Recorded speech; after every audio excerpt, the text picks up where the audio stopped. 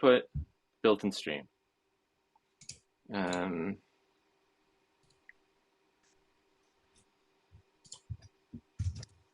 Hmm, hmm, hmm. All right. I think we're live. Hi, Dan. Hey, hey. I know we're a little early. How are you? I am Friday. You are I'm Friday. Friday. It's Friday. Friday. It's a Everything got done less on cold. Friday. It's a what? It's a less cold but still Uh-huh. grey and rainy day up here.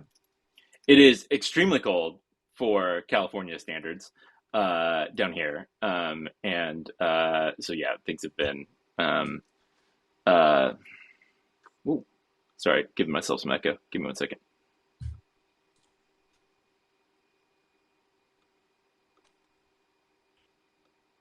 Okay, there's the mute button. Okay. And then yes, here we are. Oh, can't do that. My hand will go off screen. Here we are in O'Call from ATmosphereConf last year. Time travel, Time travel. We travel through space and time, through the internet. some sort of blue box Yeah. doing it. Um, so today we're going to reminisce about what happened in this room, Yeah. this Amongst room, others. Yes. amongst other things, and then we're going to think about what might happen next year, Yes. Amongst other things.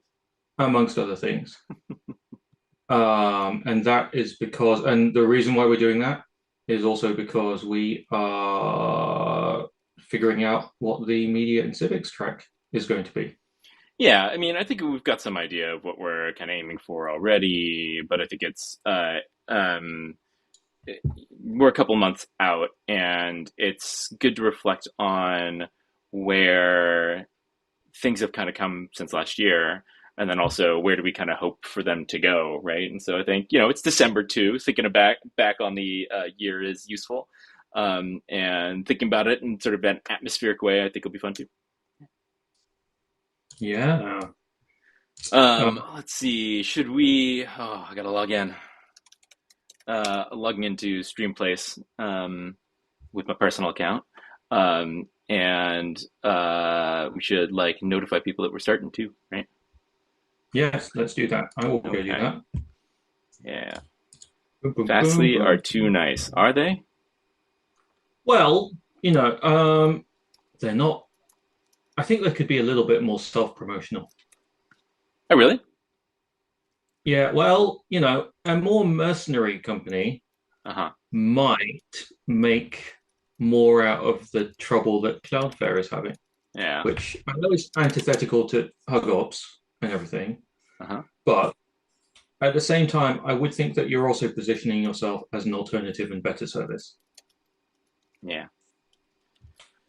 Yeah. So, it's a thing they could do.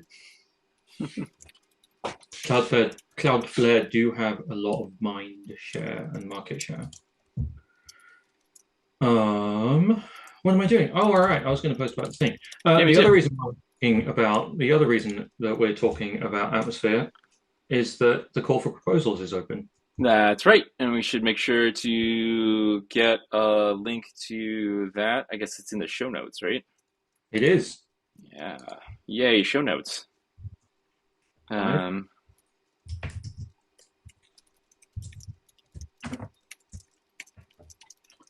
post and switch to this one. okay. I have just posted. Did you have a good Thanksgiving, Ted? I did have a good Thanksgiving. Some fam in town.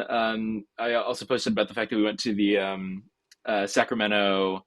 We went to Sacramento to go on the Polar Express train ride. So Sacramento has the California Rail Museum, Yeah. and it is right downtown. There Yes. is a rail terminus there, which is super cool.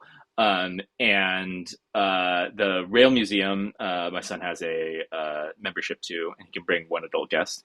We hung out there for a minute, and then got to ride on this train which they do a whole like Polar Express themed thing. You get some hot chocolate, you get snickerdoodle, and then Santa shows up and gives everybody bells, which was actually like a really cool production. It was a lot of fun. Yeah.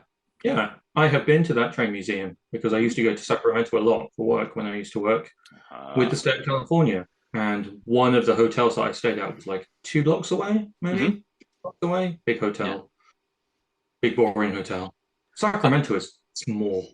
It, it is. I had also never been to the museum before, and so did not appreciate that old Sacramento is like right there and extremely old timey, which was kind of fascinating to see.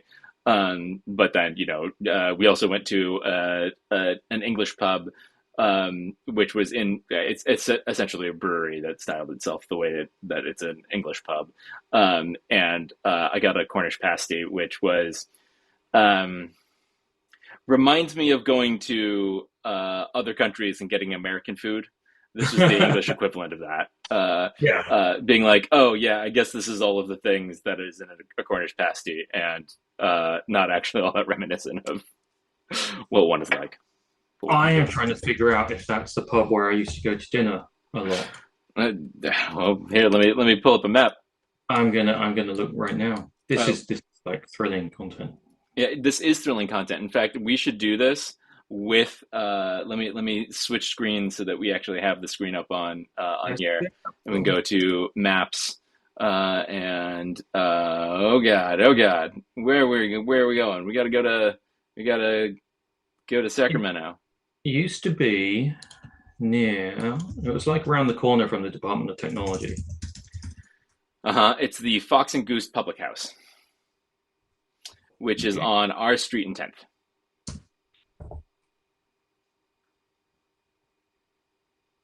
No, no, I've not been to that one. Yeah. Huh. How much of this is okay? Right, it's around there. I 15. And now I have to edit the VOD because I think I just accidentally doxed myself.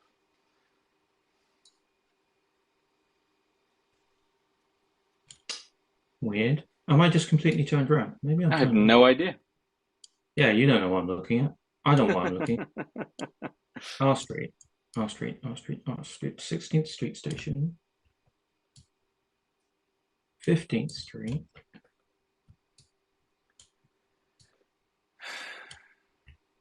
I've got my north and south all the wrong way around. Hey, Patrick. Hey, Eli. Since the last stream, have I met up with Devin? No, I have not met up with Devin. But I did tell my wife about the teeth necklaces. Nice. Um, yes, so it's probably going to be that thing where two people live about, 20 blocks away in the same city and then never see each other. Or like when I used to live in London, and there are a whole bunch of people who I always wanted to meet up with, but for some reason we would only ever see each other reliably in Austin towards the end of March. But I don't go to South by Southwest anymore. I'm Yeah. over it. It's not cool anymore. Yes. Which actually came up, what, yesterday It did. when we were talking Yeah. about conference vibes. Yeah. And I'm kind of curious what other folks thought of what the conference vibe was last year. For I guess Eli, you were there in person doing lots of stuff. We should say Eli was a sponsor last year, and honestly, the conference would not have been nearly as cool if it had not been for Eli. And his ability to um, wrangle all of the video stuff meant that the conference was available to everybody else online, and that is a thing I'm looking forward to get to again this year. And still All is. yeah, all conferences are in the ideal both for the people in the room, but also for the people who are going to be watching online and watching afterwards, right? Because not everybody can be there in attendance for a variety of reasons. And Patrick was the other person who helped wrangle the questions and community that we actually had in Discord this past year. And so thank you to Patrick for that too, right? Like, this is a volunteer driven conference. And I was volunteering last year. Patrick was volunteering last year. If folks are interested in volunteering, you should come find us. It will be a lot of fun, a lot of interesting stuff going on. And there's lots of stuff to do. It was super interesting. Did we, because we didn't do this, we started this podcast after Yes, that's that. right. Um, I remember saying at the time that it felt like early O'Reilly E-Tech type vibe. Um, and you being quite happy with that. I went, what? Not And then unhappy with that. I looked it up and was like, oh yeah, yeah, totally. And um, one of the conversations out of this is like, this is the only time it's gonna feel like this. And I think that that is right. Um, and like last year's vibe in a bunch of ways was, um, the first time people were getting to meet each other. And what's cool about that moment is kind of nobody knows where anybody else is at. Everybody's kind of meeting for the first time. And so Mhm. there is this kind of um, sense of like, I mean, almost like wonder, right? At getting to meet people and being like, oh, yeah, nobody else knows what anybody else knows here. And so getting to get in kind of on the ground floor in that sense, I think was really great. And this year we'll have a different vibe, both because this is the second time that we've done this, Mhm. and because we know a little bit more about, um, what's going on in the ecosystem, in Yeah. part, and it should be a lot of fun. And um, I was I was definitely happy in the vibes, which was really the thing I was most interested in trying to maintain and curate, both with the talks, but also sort of like thinking about who was going to be in the room and what kind of conversations we are going to have. So doing this sort of hybrid um, talk track and conversation track was something that Boris and I had both aspired to. I, of course, was manning the talk track the entire time. So I actually have no idea how any of the conversations actually went. Although I heard good things out of a bunch of them. Shall we talk about shall we talk about who was there, who spoke last year, Oh yeah, this sure. year? Yes, let's go ahead. And I do not have this prepped, so let me go find I've the got the schedule. link. Let me send you a link to the schedule.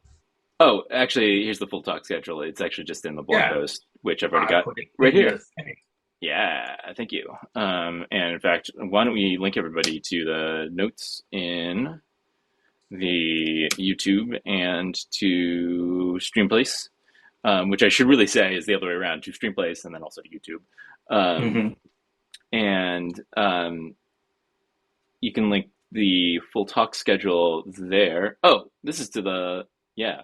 Is this actually the That's thing the that? edit link. Well, not just that, but actually, let me go find the blog post that we All right. put that in. Um,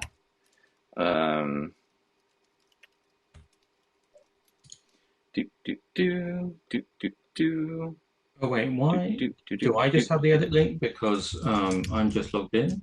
Is that how that's working? Is that why it's that way?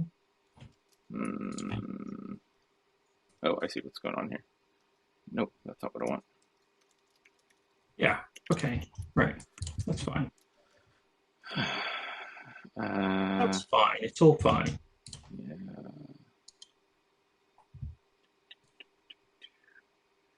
Where did the schedule go?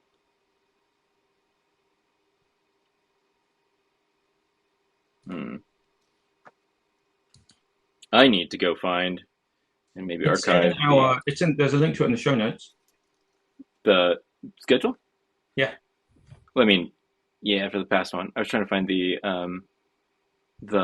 link to the original conference page. Oh yeah, yeah, okay, that's that's the thing. Um,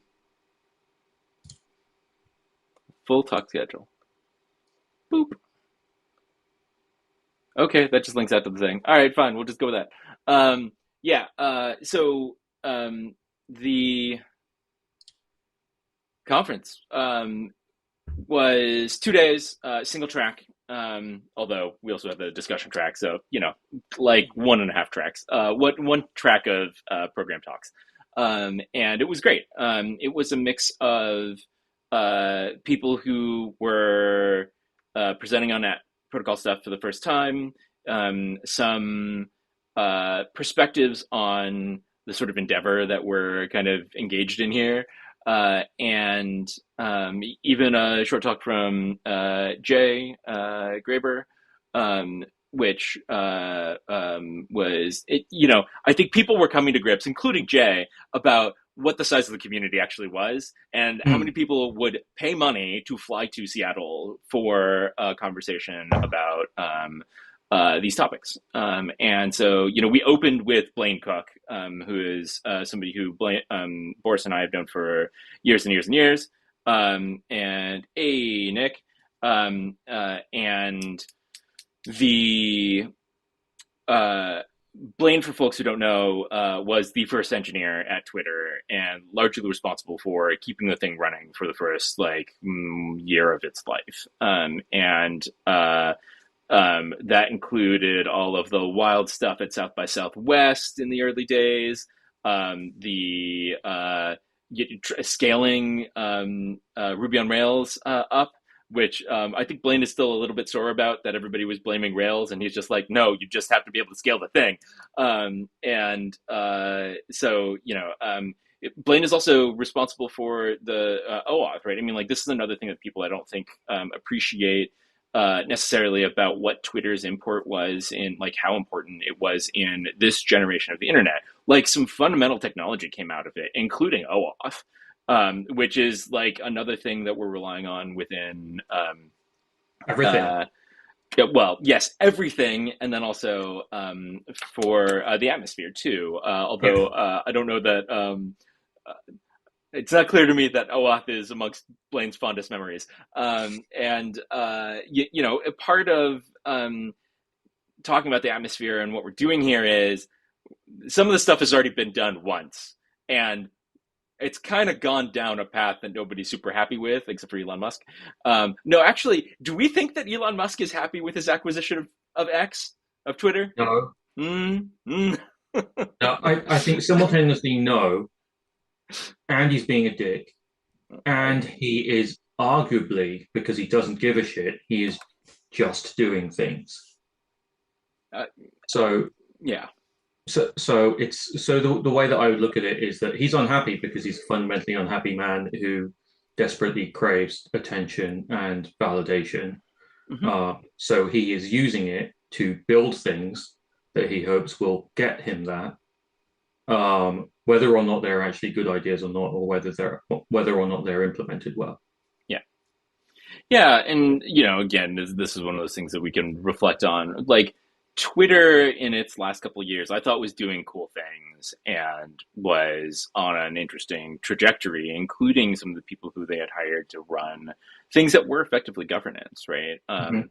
And I think that's actually the core of what this new generation of technology really needs and needs to talk about. And one of the things that attracted me to ATProto was not just the thinking about the technical pieces, but actually some of the governance pieces, right? And there were some initial theories about the way that governance should work and architectural decisions about the network that were driven by governance goals fundamentally. Yeah. Um, what can we? What? Hold on. What's the ROI on U.S. government? In the context of the thing we're talking about. Yeah, yeah, yeah. I mean, sure. Who knows? But Mm.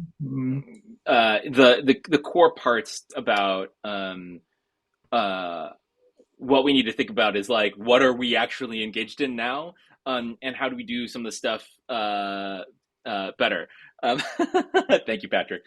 And the And so opening with Blaine was actually awesome, because of the fact that he can actually give a perspective, and he did give a perspective of like actually literally what was it like to be there, and what did Yeah, people hope and aspire to at the time, which is a thing that I think that gets lost. Collectively, there is kind of a focus on how things are now and sort of immediate changes, and I don't like a lot of that because it gives the incumbents now a certain air of invincibility and sort of inevitability, which they really lean into.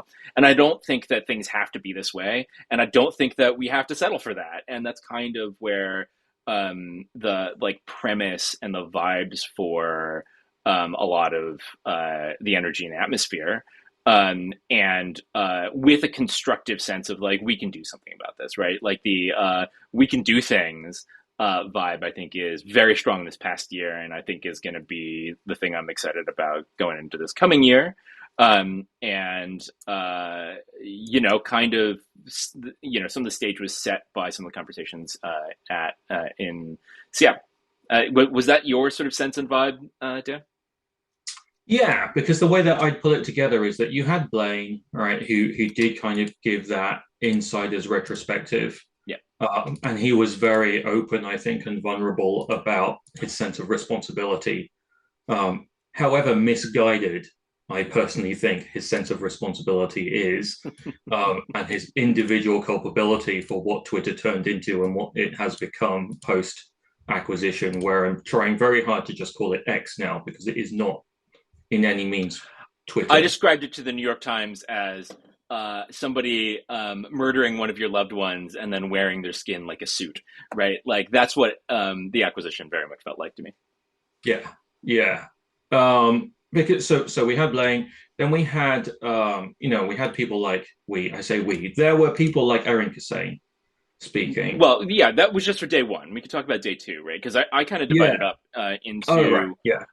the first day kind of being about where we came from and what has happened, both for social media generally speaking, and then some of where ATProto had gotten to and what the Blue Sky team had been doing. They had graciously submitted a bunch of talks, and we're glad to have them.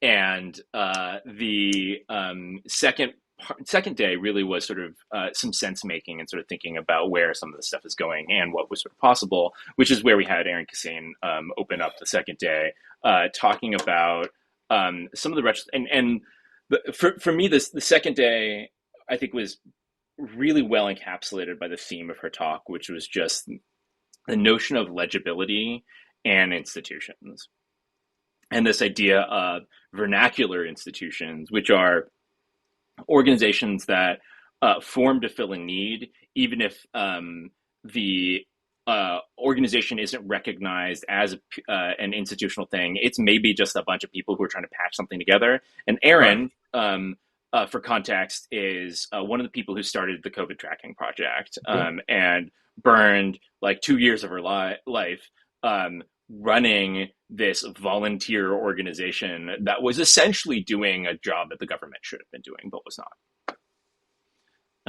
And so it was a thing that needed to fill a void. And it was also a recipe for burnout, and it was not a sustainable thing to do, which is one of the reasons why Yeah. institutions are important.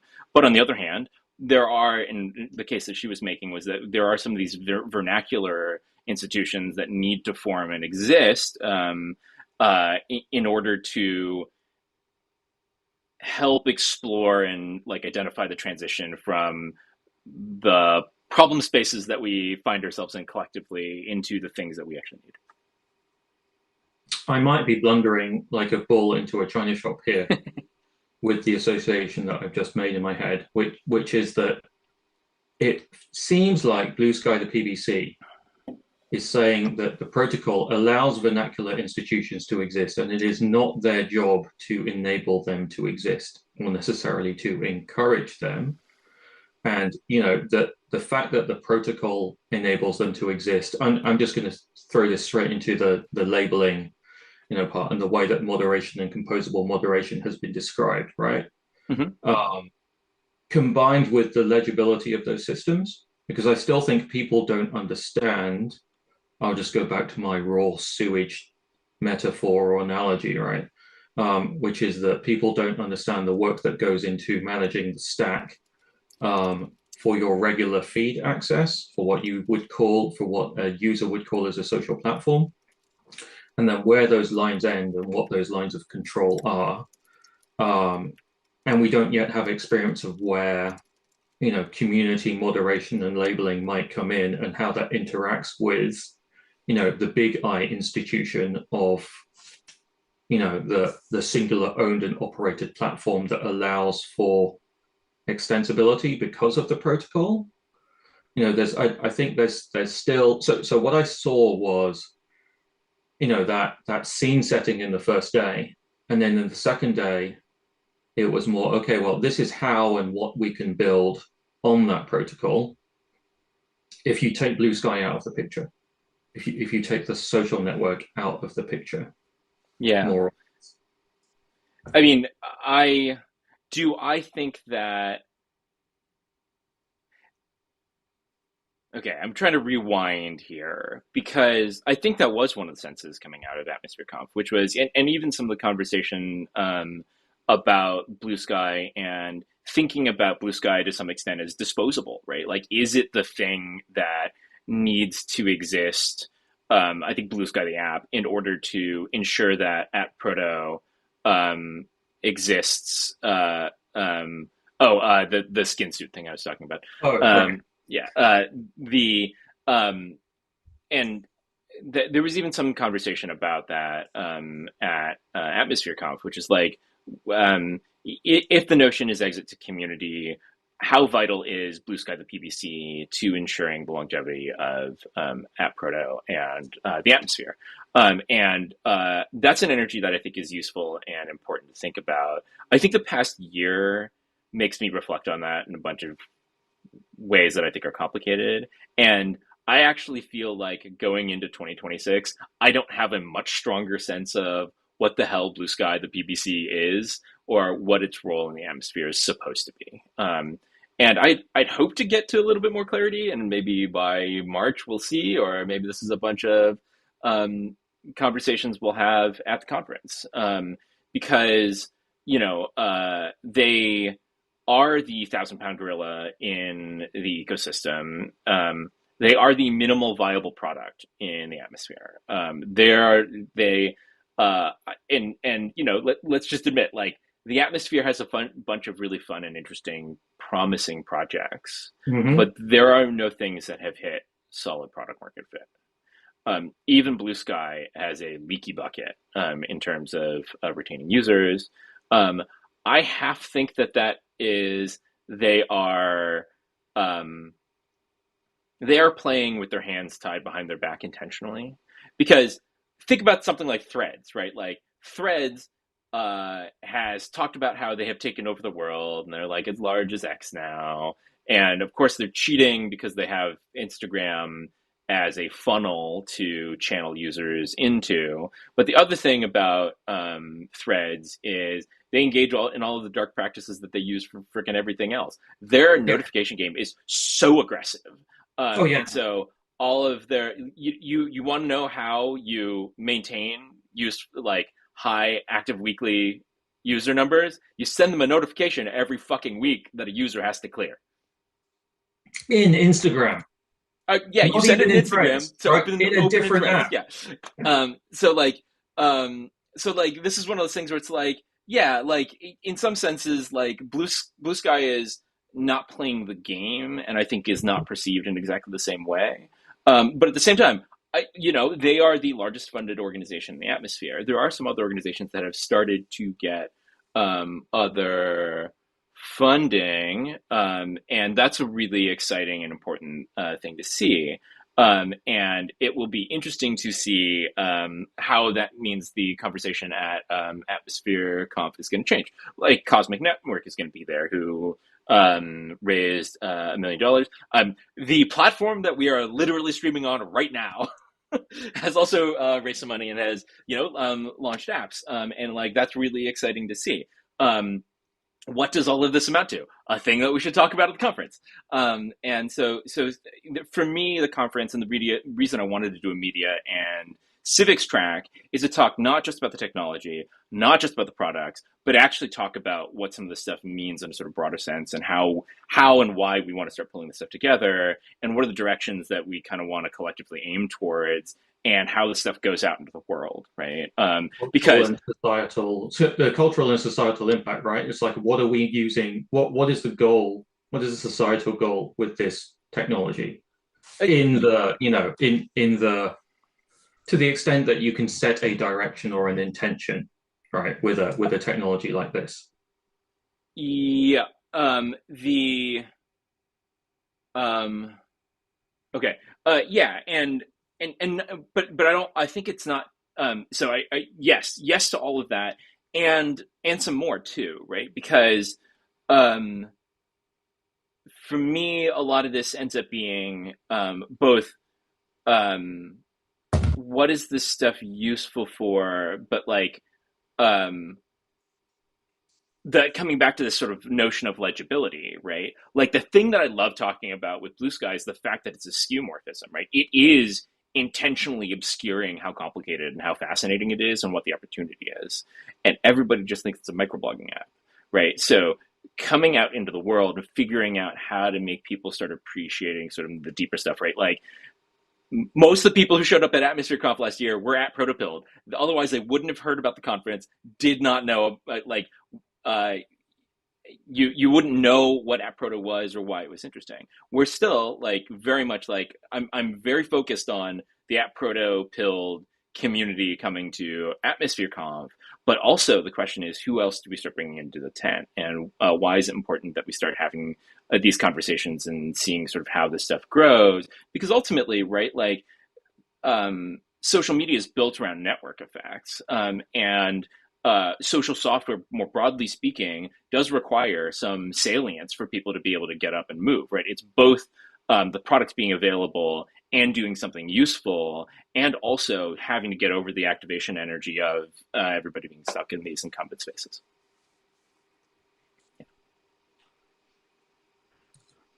Yeah, I mean, one of the reasons to build off or to use a social network with a graph is to bootstrap your user base at the beginning, right? And we were talking about this yesterday, in part of our as part of our conference planning, and also we figured that we could talk about this today. It's like, well, what are the bits? Why would you choose to use, and which bits of AppProto would someone choose to use right now because they make something easier, or they deliver a feature or some sort of functionality, that you would really want when developing an app, or an application or a service in 2025, 2026, that make it advantageous. So, even putting aside, are you an ethical person who wants to use as few dark patterns as possible because you still believe in the bottom up openness of the internet will win out in the long term, because all of this concentration of power will Uh-huh. inevitably burn itself out because it's a shit virus, that'll kill its host in a sense. So if you take that long term view, then what are the kind of things, or what are the I'll just say, what are the affordances that the protocol offers, right? That are compelling to developers, and that easily demonstrate value to the people who want to make money as well, Yeah. for you to get that cycle of, I won't even say growth, because it feels like that's got negative connotations, just because of how it's been captured as a term in terms of growth hacking. But just like, okay, well, can I build businesses on this? They don't need to be shitty businesses, but does this make it easier for me to build and use technology to either build a business or make community, in a way that is in opposition to and offers an alternative to something, like one of the products from the big platforms? And it Yeah. doesn't have to be. I don't think it has to be. I don't think it has to solve all the problems, but it's got to be a part of the mix that will help you find product market fit, or develop a killer app, or something like that.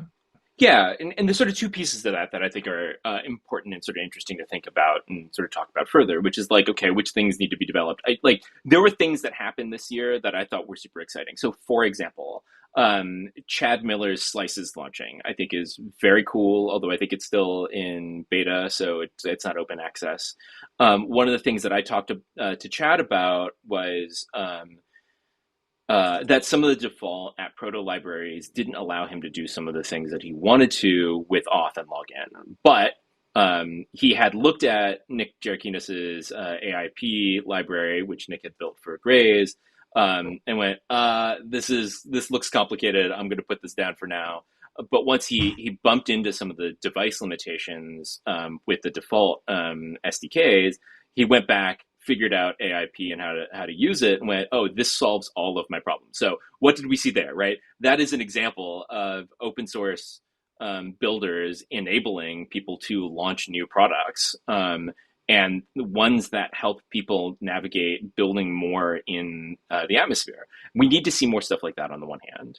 On the other hand, I think that reflecting on 2025 is really interesting to talk about where did people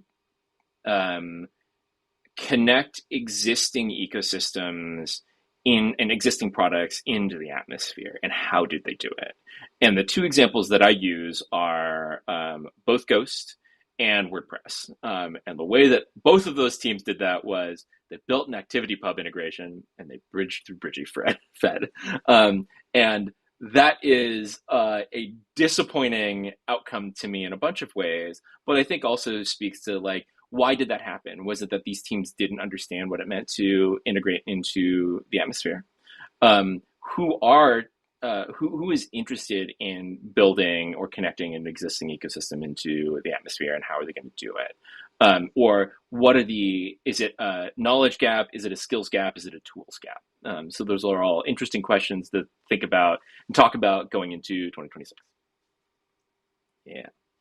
Yeah, because Um, I started thinking about this yesterday, when we were talking about vibes and how potential or how hypothetical conferences might look next year. And then I kind of zeroed in on the WWDC State of the Union or State of the Platform type thing. And another analogy that I've got is, how would you make a protocol like this, or how would you make the advantages of a protocol like this as easily accessible or successful as Python, right? In terms of just being able to import packages and magically do things like that XKCD cartoon about, I don't know, import anti-gravity or something like that. So how do you make it easier? And then in the background, you've got all of the generative AI code, batshit crazy mhm. stuff on everyone do, Excel programming to a higher degree, and then do Visual Basic stuff all over again, Yeah. which just solves problems for people.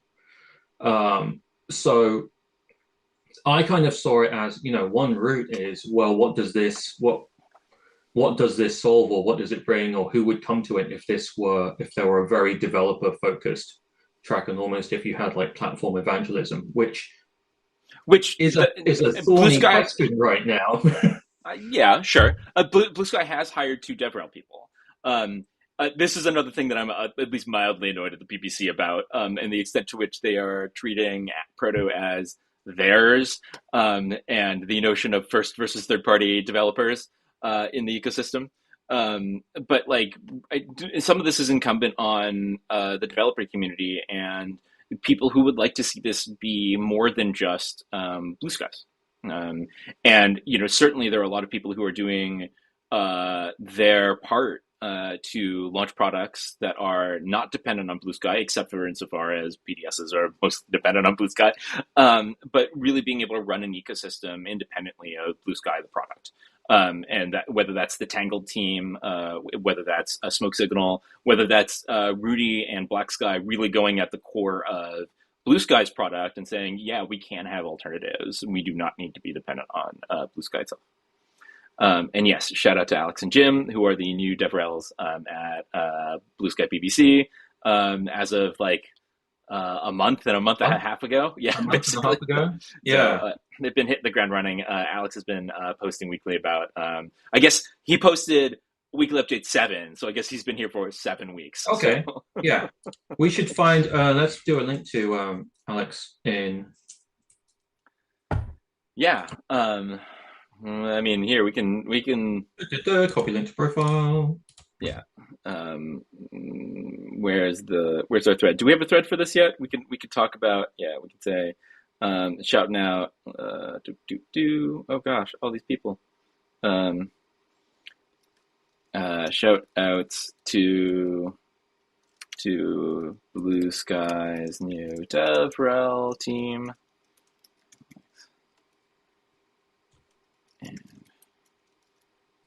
You doing it in the show notes? I'm doing this in the Blue Sky thread.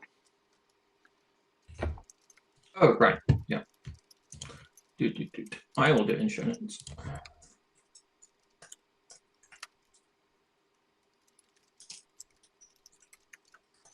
And yeah, so I think we've been talking for a bit, and some of that is retrospective. Very interested in other people's thoughts about how, if you were around for ATmosphereConf last year, what your impression was of it, things that really stood out to you, things that you were interested in. I think, Dan, we should talk about, I mentioned why we're doing a media and civics track.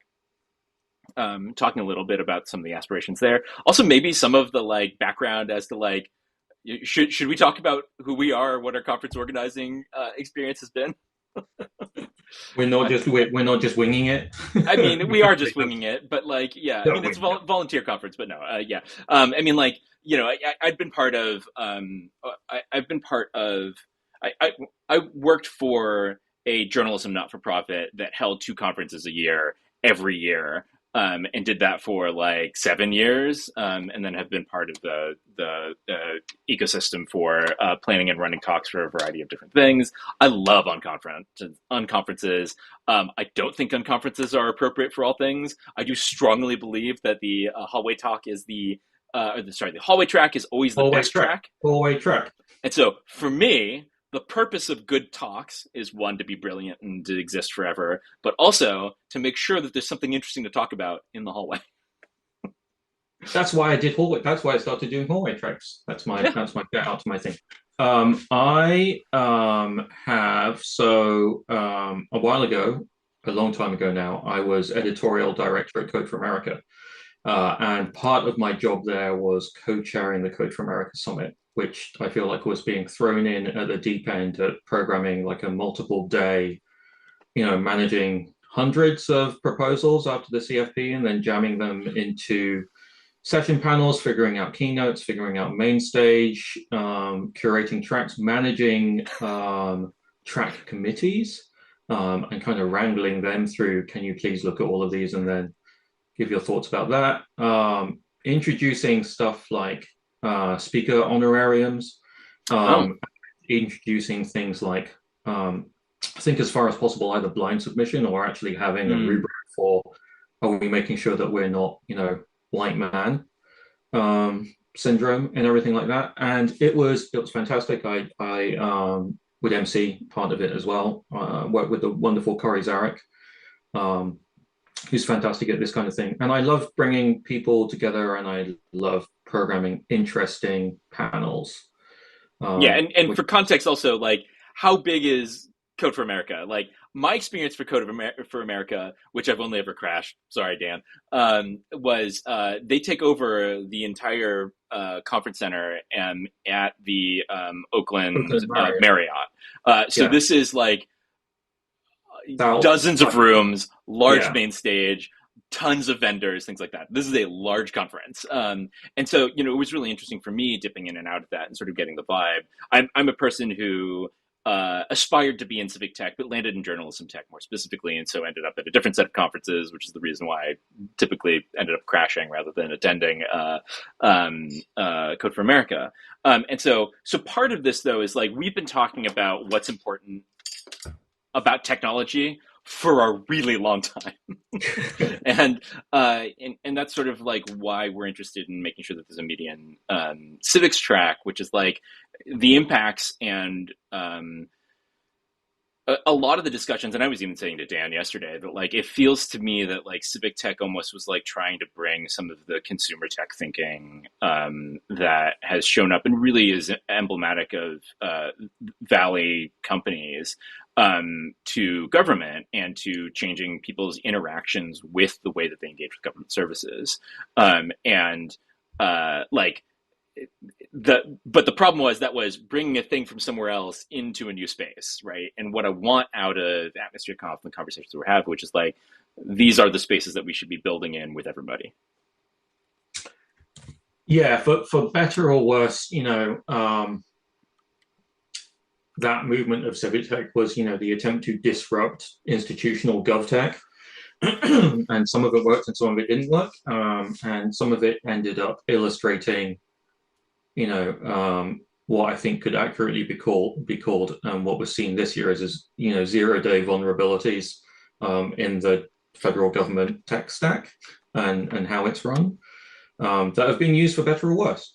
But I think that the big thing for me is the opportunity to really be inclusive and considerate about, and I think this is kind of a reaction to last year, to ATmosphereConf 2025 is what have we learned differently? What have we learned and what mistakes do we want to not recapitulate? And who do we need to involve who we haven't involved before that, as well as learning from, okay, well, if we want to grow, if the protocol or platform desires growth in a certain direction for whichever reason, then what might that look like? And who would be interesting to have in the room, or who would be relevant to have in the room? Who would want to be in the room?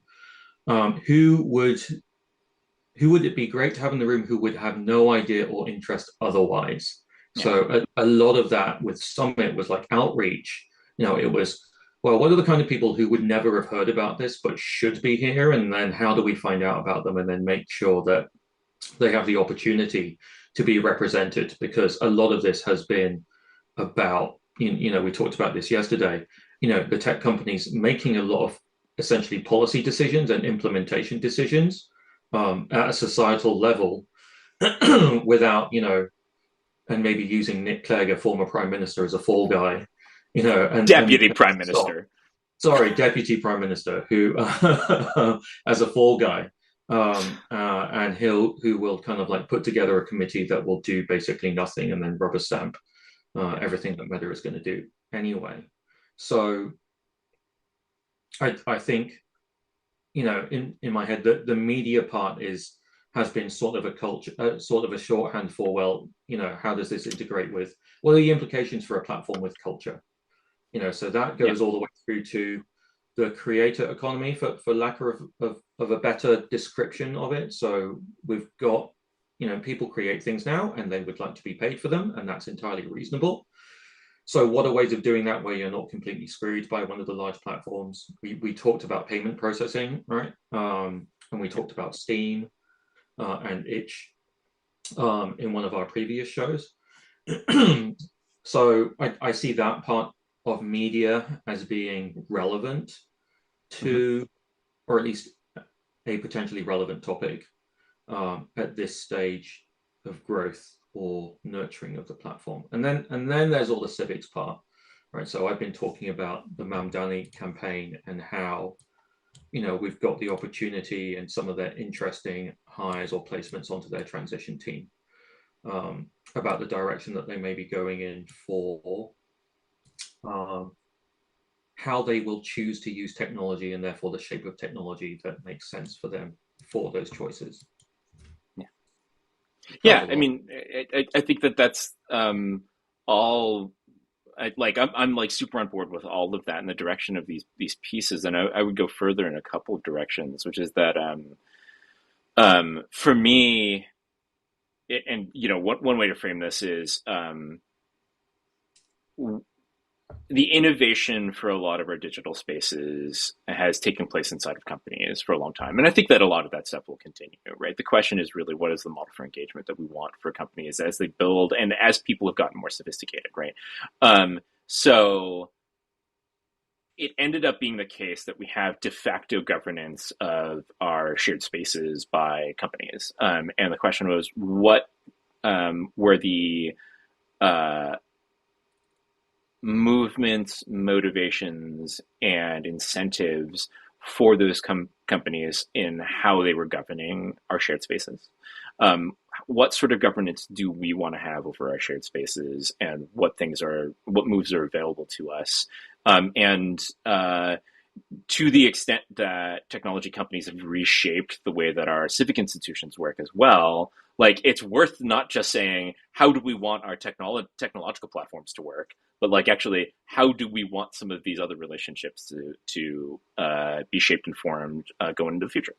And this is where, like, yeah, it'd be super interesting to have the folks from Boston there. I do think that organizing or political campaigns would be super interesting to hear about, whether that's the Mandani campaign. I saw a piece about a dude who helped run the presidential campaign in South Korea. Like there are folks who are thinking about these things, and like for me, it's not just like, is Blue Sky influential in these spaces? In a bunch of ways, sometimes it's not, right? But that's actually important and interesting to talk about too, right? Like, is it the case that short form video is actually the key thing for a lot of teams that are thinking about organizing, and the ways that they show up on platforms like TikTok and later Reels? Yeah. But these are there's like business to civics relationships or business to organizer relationships, but there's also business to business relationships, which I think are really critical, which is where we get into the things like the creator economy pieces and how are people kind of faring. One of the things for me over this past year was the fact that like there were a lot of comedians who showed up on Blue Sky, uh, posted 3 times, and then went dark for a really long time. It's been interesting to see who's popped back up. And there are some comedians who have renewed and are posting again, which speaks to both what is Blue Sky to them, but also what is Yeah. their strategy, which I think are all really important and interesting conversations to have too. Which is part of like what is media even, right? Like people think of like mainstream media or legacy media as part of that, but then also I think the ecosystem itself has changed, including folks like Molly White Yeah. or Marissa Maria Cabas. Maria Uh, came I'm up with the name at the same time, Yeah, right? The I'm politics totally messing up her reporter name. out of DC. Yeah, yeah. Hand basket, right? Hand basket. Uh, if I can spell that correctly. Anyway, um, yeah, Marissa Cabas. Yes, I was right. Okay. Yeah, um, the ways in which people can leverage these social spaces or grow them, I think, is really important to think about too.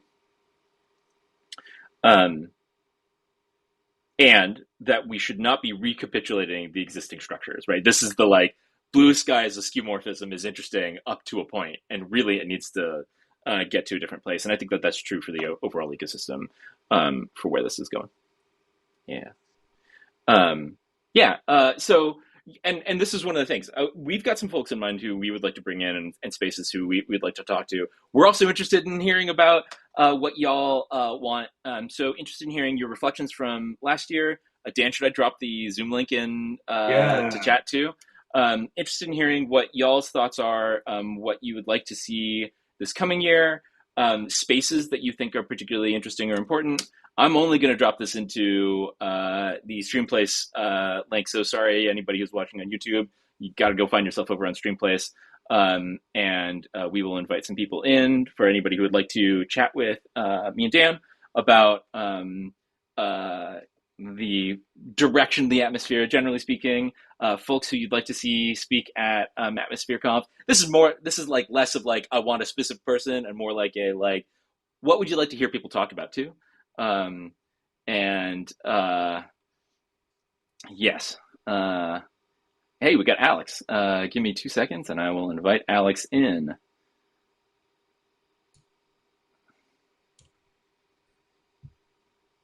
Let's see.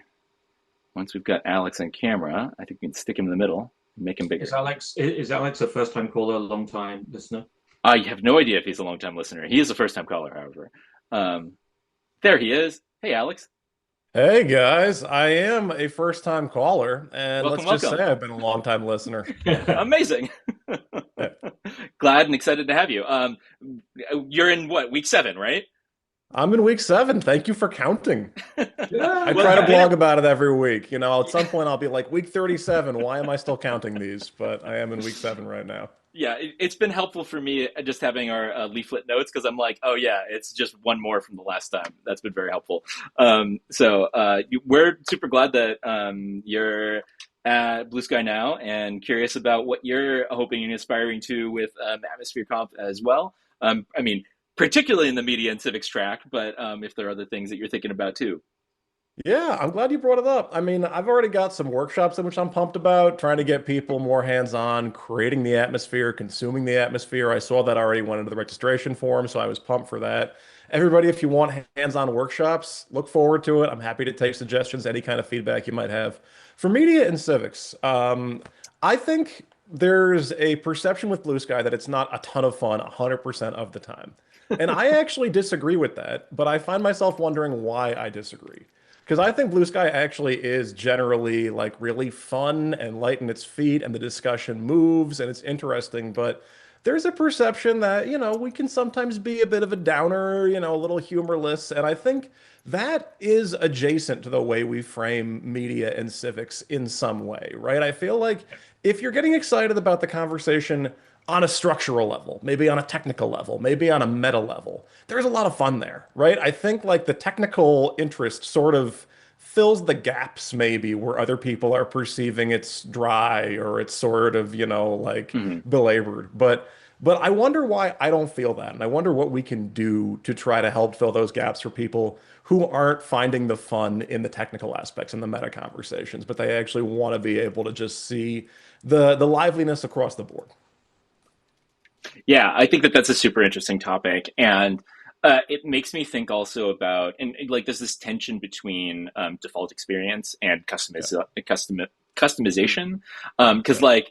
I always laugh every time I see Paul plugging the For You feed, which, to be clear, is my favorite feed and my default. Oh yeah. But also, like, that's great, right? Like, it's great that there is this vibrant sort of broader ecosystem, but also, how do we make sure that people find that so that they can have a good time? Yeah, right. I mean, the Paul's thing is all, like our audience does not hate algorithms as they think they do, right? Everyone Yeah. comes in here, they think they're like, no, don't shape my experience at all. We hate it, we hate it, we hate it. And, like probably the data that shows not everybody wants a chronological timeline isn't lying all the time. And it's nice to be able to do things to make people have more fun occasionally, Yeah. whether it's hiding posts that are spammy, God forbid, right? Like there's a lot there, but just yeah, finding that extra sauce, finding that like not quite median experience, but like, Uh-huh. hey, we can post pictures of Alf, in between like political dooming. Like we can make things fun, but like where's the actual like what do we link up? Where's our solder connectors here to make those two things adjoin one another well? Yeah. Yeah, I think Yeah. that that's a great topic and sort of like the vibes in the discourse management. Yeah, discourse Yeah. management. It sounds a little bit like trying to intentionally recreate that serendipity in the mixing of communities that you had on that we used to have on Twitter, Yeah. which I know that at least a lot of people that I follow talk about.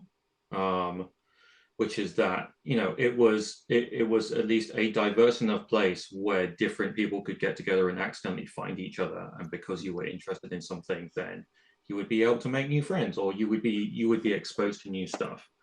Yeah. And I'm actually just thinking about, you remember that cartoon in Jurassic Park, the very first one when they're going on the ride, and then there's that little animated DNA strand that explains what's going Oh on yeah.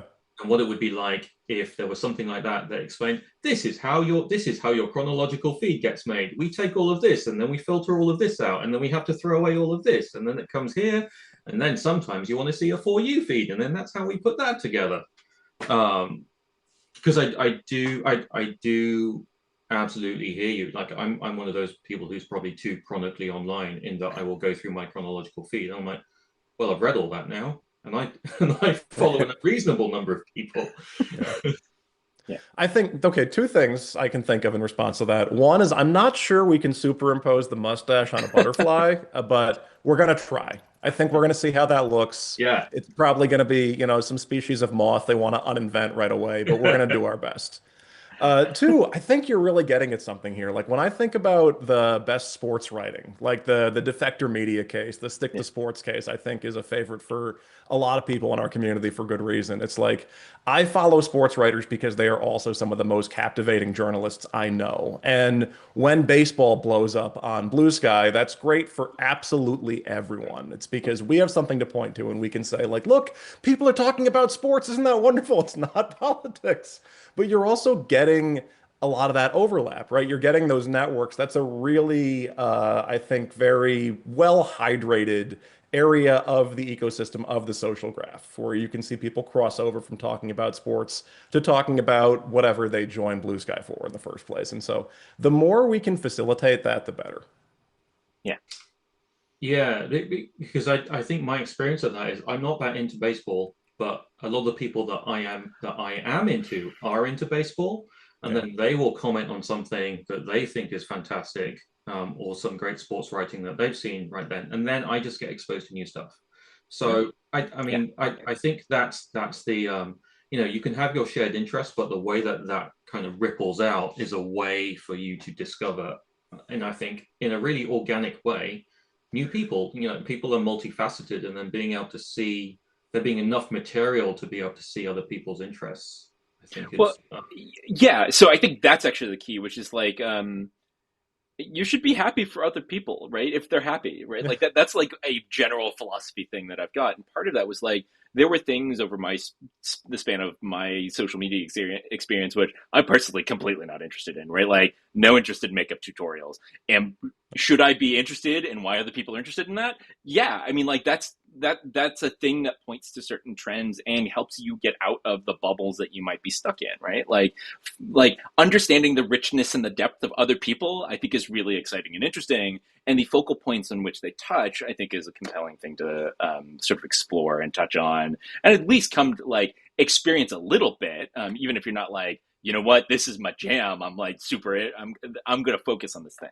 So Yeah. yeah, I mean, like the social media is a sort of cross cultural space. I think is fun. And the question is really what drives the meta. And some of that is the host and who controls the feeds. And this is where um, Blue Sky, and I don't know if you heard me say this, Alex, but like, Blue Sky's a skeuomorphism, I think is a really interesting concept. And as a piece of consumer software, which is like minimally viable, people do accept the defaults and look at that. So I think that, the PPC has a tremendous amount of sway in defining what that cultural space looks like, but they're not the only ones. Yeah. And some of this is also how do we build out the atmosphere, and then also how do we build out the space and the discourse. Yeah, I So, just got yeah. done writing Write the Docs conference talk. My favorite conference, by the way. Everyone oh go to Write the yeah. Docs in Portland. Uh-huh. All about that, the work that we're doing to rewrite the atmosphere docs, to try to, Mm. gradually make them as accessible as prominent as the Blue Sky docs for discovery and for thinking about what you can do on the network. Because you're absolutely right that a lot of people are going to come in and they're going to look at Blue Sky's For You tab and say, okay, Blue Sky's making me look at this. But Yeah. if you look at, what Graze is doing when they partner with media organizations and they're able to actually construct those custom feeds for a one-off, they get a great response to those. And journalists get excited about it, and curators get excited about it. And a lot of people really love this concept of custom feeds that are not, they don't really have an analog of their social networks, right? And so I think when people come to the Blue Sky docs, they're mostly looking to make bots to do things that are possible on other networks. But as we try to promote the atmosphere, as we try to emphasize the things that you can't do on other networks, how we're thinking about the docs UX is actually a huge part of that. Yeah.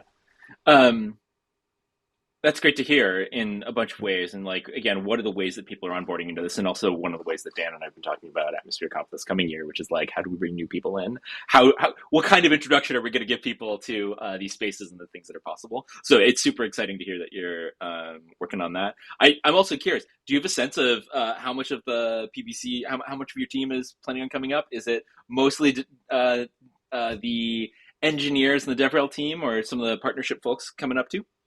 We Or you're just not had sure a yet? conversation about that about an hour ago. That was non-committal. I think we're definitely excited to get most of the Atmosphere team up there, Cool. and probably quite a few folks beyond that. Because Awesome. a decent chunk of that team is just right over the border in Seattle, so it won't be much of a trip for them. And we're encouraging everybody on the Atmosphere team who's working on anything that we think will be of interest to the community, including like our network hardware build out, because we do a lot of our own infrastructure in a way that I think will really Yeah. resonate with a lot of like the self-hosting, the sovereignty crowd. And so we're trying to get a really broad net. We're trying to encourage the entire team to submit to this conference so you can hear about all the cool stuff we're doing. Because, when Cloudflare vomits up, which is happening a lot lately, it makes us Increasingly look pretty good. frequently. Yeah. So, Alex, you were being asked whether you were also a resident of PDX, well, of I was also Portland. a resident. No, I have never lived in Portland. I lived in Vancouver, Canada for many years. I live in Pasadena, California, outside of LA right now, but I've never been a Portlander. Yeah, it's just lots of interesting conferences also happening in Portland. So Yeah, it's a good year for the West Coast, and I like that yeah, it's not all SF or Seattle, which is my, I guess, like anti huge tech city bias showing. I love going to Portland or Vancouver for anything. That's yeah, always nice. yeah, absolutely. And this is another shout out, which is like people should hold more regional ATProto events. That I think is important. Like we can do this once a year, but like this carrying the flame, and then also folks being able to connect, not just through microblogging, I think is a super useful and important thing. Yeah, here. Yeah. Well, thanks, Alex. Any other like shout outs or questions that you've got for folks or reflections on AtmosphereConf from last year? Have you gotten a chance to watch any of the talks? Were you I able have to? watched all the talks from last year's Okay. Atmosphere Conf. I Whoa. thought they were all fantastic. I was so excited to watch all of those. So yeah, that's looking forward to getting some repeat attendees, hopefully. Really loved Aaron Kassan's talk. I want to make sure that we get a lot of the community and like a non-technical account and just like why this is important for you, for the world, for your media consumption, everything in between. So Awesome. Yeah. yeah. Well, and thanks for jumping in. Really appreciate getting a chance to chat, and also for you being on stream. And looking forward to chatting more. Yeah, thanks for the ping. See you Yeah, folks. Thanks, absolutely. Alex. Catch you later. Yeah, that's super That was exciting. nice. I had one opportunity to chat with Alex previously. I'm glad that he and Jim are on board, and they seem like nice guys. So it's been fun to chat with them, and excited to see what they are up to, and that they're going to be at the conference too. Yeah. Now I want to ping Jim and say, hey, Alex already came on. Yeah, Super. yeah. Now is Jim in Portland? Do you know? No, I think he's in New York, He's in New York. Okay. or I think he's definitely on the East Coast. Jim is in the Uh, chat right now, so Jim. Oh, North Carolina. Okay, it begins okay. with a N. And it's two words, I guess. Yeah, sure. Yeah, yeah, that works. I'm still dealing with the geography here.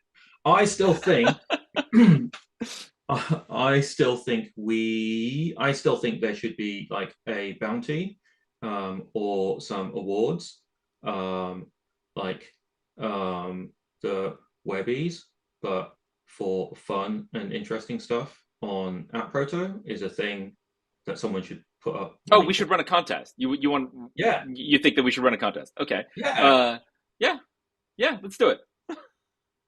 Um, yeah, we should. Yes, yes. Let's Actually, do that that. would be really funny to have because everybody's always joked about posters awards. Best bot, Yeah, yeah, best and flavor. Is that Nick? Is that Nick saying 100% yes to the awards idea? yeah, the Jerry No Award. Yes. Um, the I well, I was mean, I was thinking for making stuff, not just for posting. So you another know, popularity contest. I mean, the I will point out that the Oscars has both the main stage and the technical awards. Yeah. Yeah. What was it, the Tweeties? No, it was the, oh my God, this is like Scoble era doc cells There's a era. name I haven't thought about in a while, and I'm not pleased to. Yeah, you can, It was the tweeted. Yeah, there were like some. There was like some social media awards that We could got. have a most decentralized poster award.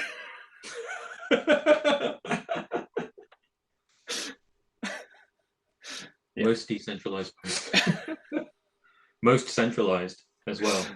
sure. Most Uh, most banned. yeah.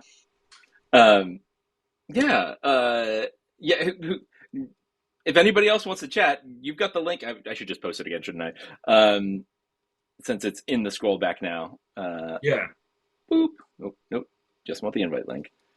yeah. The Shorty Awards. That's what they were. Thank you. God, they were. Oh my God, they look terrible. I remember them uh, being terrible because it was all influencery shit. we could do user with the most ATProto with most lexicon records. There's already the label. There's already the. Actually, is that social media lab run out of Canada? That's got the labeler. That's got the that shows you how many times someone's changed their profile and whether they took a break posting. Hmm. That's essentially they should just have a leaderboard. It's like blog decks all over again. Oh, well, actually, it would be fun to do something like what's something that you could do with the quiet posters feed or the like. Yeah, What most longest gap between posts? sure. Um, you'd need. It'd be fun to get someone to curate some awards.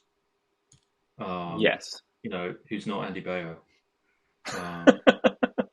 Not because I've got anything against Andy Bayo, but I think he might be the one to say this as well, just to give someone else a chance. Yeah, absolutely. Ooh, we've got Dorian. Give me two Yeah, is seconds Dorian here. coming? Dorian Yeah. should come. Yeah, is Dorian coming? Dorian's coming. Oh, we've got a bit of an echo, so we'll give Dorian a moment to get headphones on. I completely forgot my headphones this time. And we do not have transparency with Dorian, so we've just got. Actually, we'll just put Dorian up on the screen here. Let me.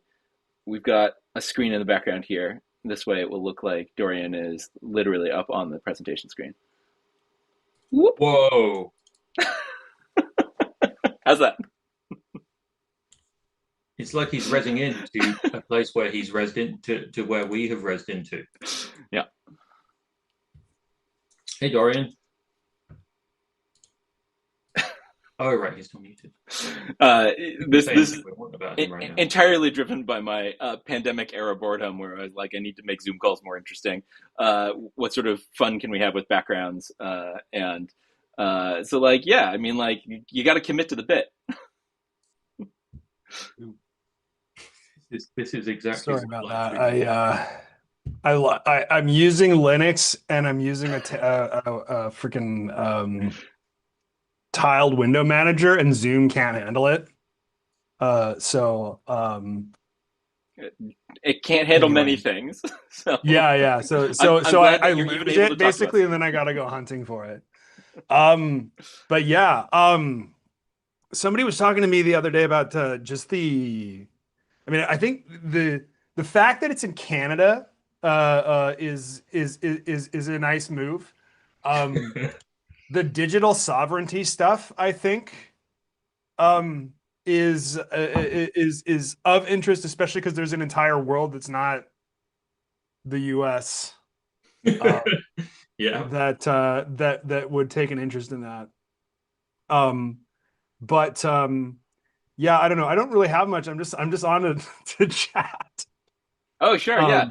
Well, I mean, on that point, yeah, I think that there's a bunch of digital sovereignty stuff that's really important. And Dan's heard me talk at length about the fact that, like, I think that the sovereignty conversation is actually really interesting and important. And I think particularly within the scope of the atmosphere, because for me, it kind of breaks down to what are things that give you individual sovereignty. And there are a lot of things like being able to move your account from PDS to PDS, I think is really novel and critical and interesting.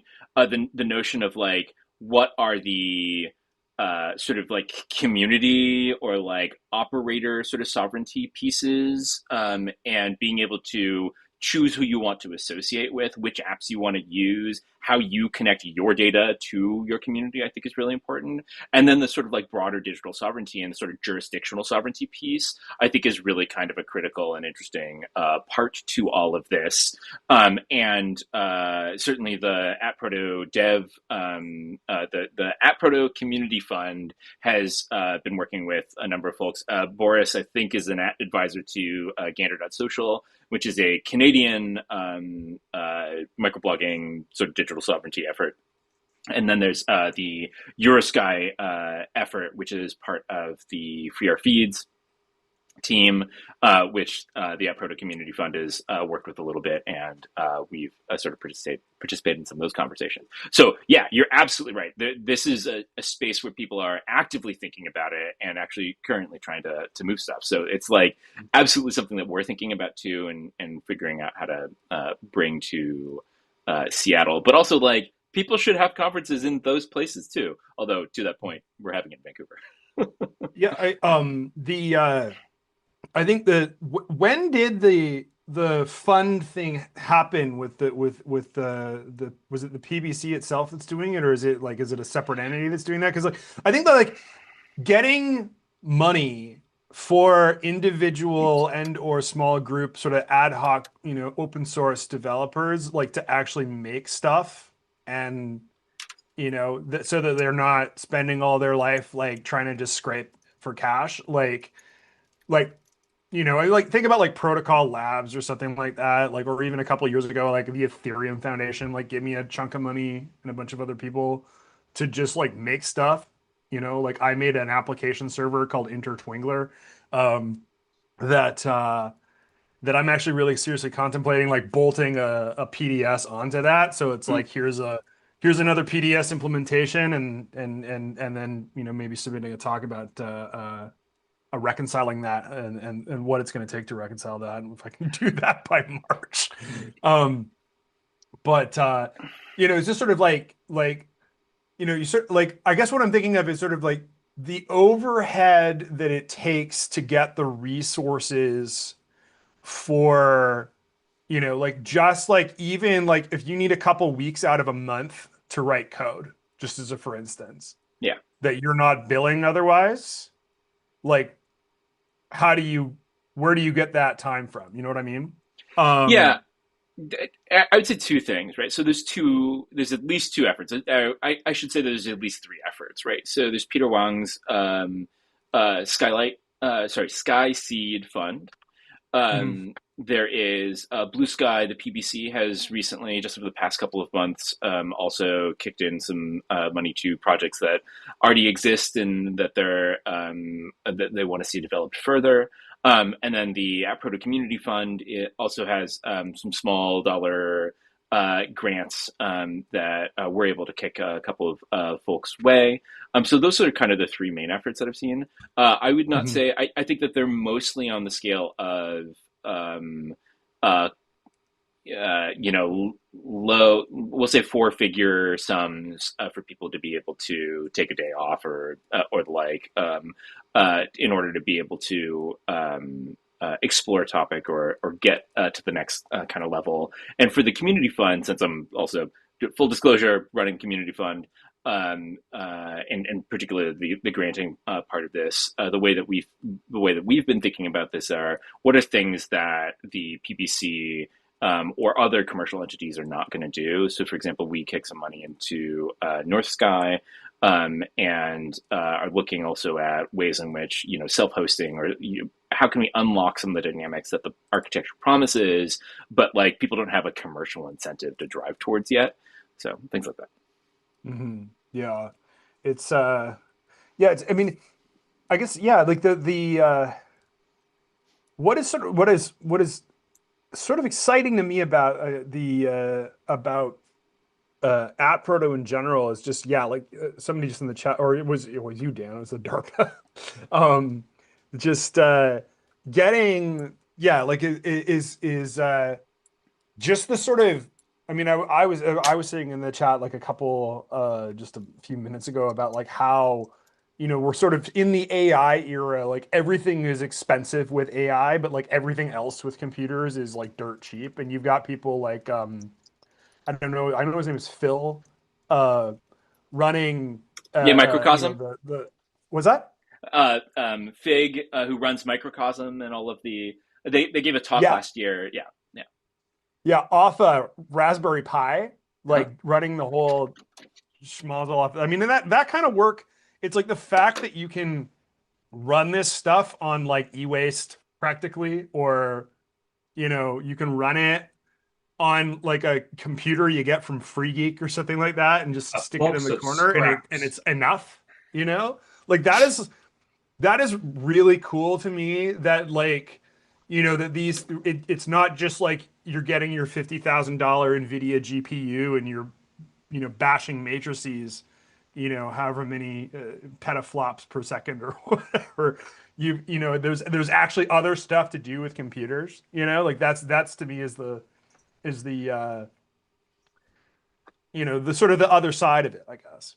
Yeah, no, I think that that's absolutely true. And one of the things that another architectural reason I like ATProto, which is that it is, and to Dan's a box of scraps comment, right? Like, I would love to see an AI generated art version of that with Elon Musk versus, I don't know, we'll have to figure out, maybe Fig, with just a bunch of Raspberry Pis building fucking services, because that the adjacency that AppProto has to the home labber ecosystem, I think, is really exciting. And being able to start small and scale up services is kind of what's the interesting opportunity. It can accommodate anything from small home labbers all the way to large uh, consumer grade and that consumer scale services.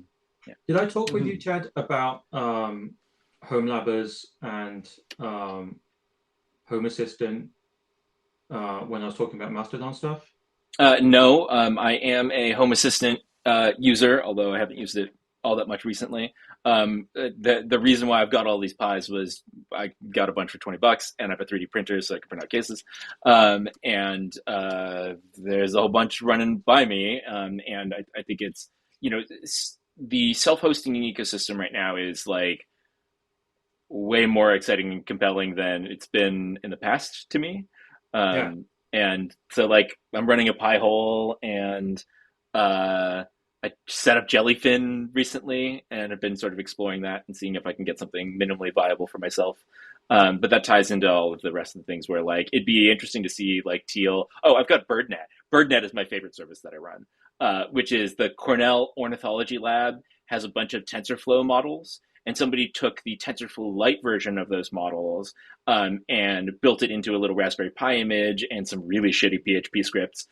So if you plug a microphone into a Raspberry Pi, it will listen for the birds outside your house and give you a little readout and take little snippet recordings trying to identify which bird. And I've learned more about what birds are near my house because of it, which I think is super fucking cool. I haven't quite gotten to the place that I've connected that to actually tweet on AtProto, but that's sort of one of my goals and aspirations at some point. Nice. I need to talk to you about that because I keep reading about doing that, and I just get super pissed off about making something that's weatherproof. My Raspberry Pi lives in my house, and I run a cable outside. Oh, okay. Yeah, I can do that. It's attached to a Logitech webcam. Even better. I definitely have webcams lying. Like, yeah, I mean, like to derail or rabbit hole, home labbing is so fun right now because you can do it for free just by looking at stuff that people want to get rid of on Craigslist and Facebook Marketplace.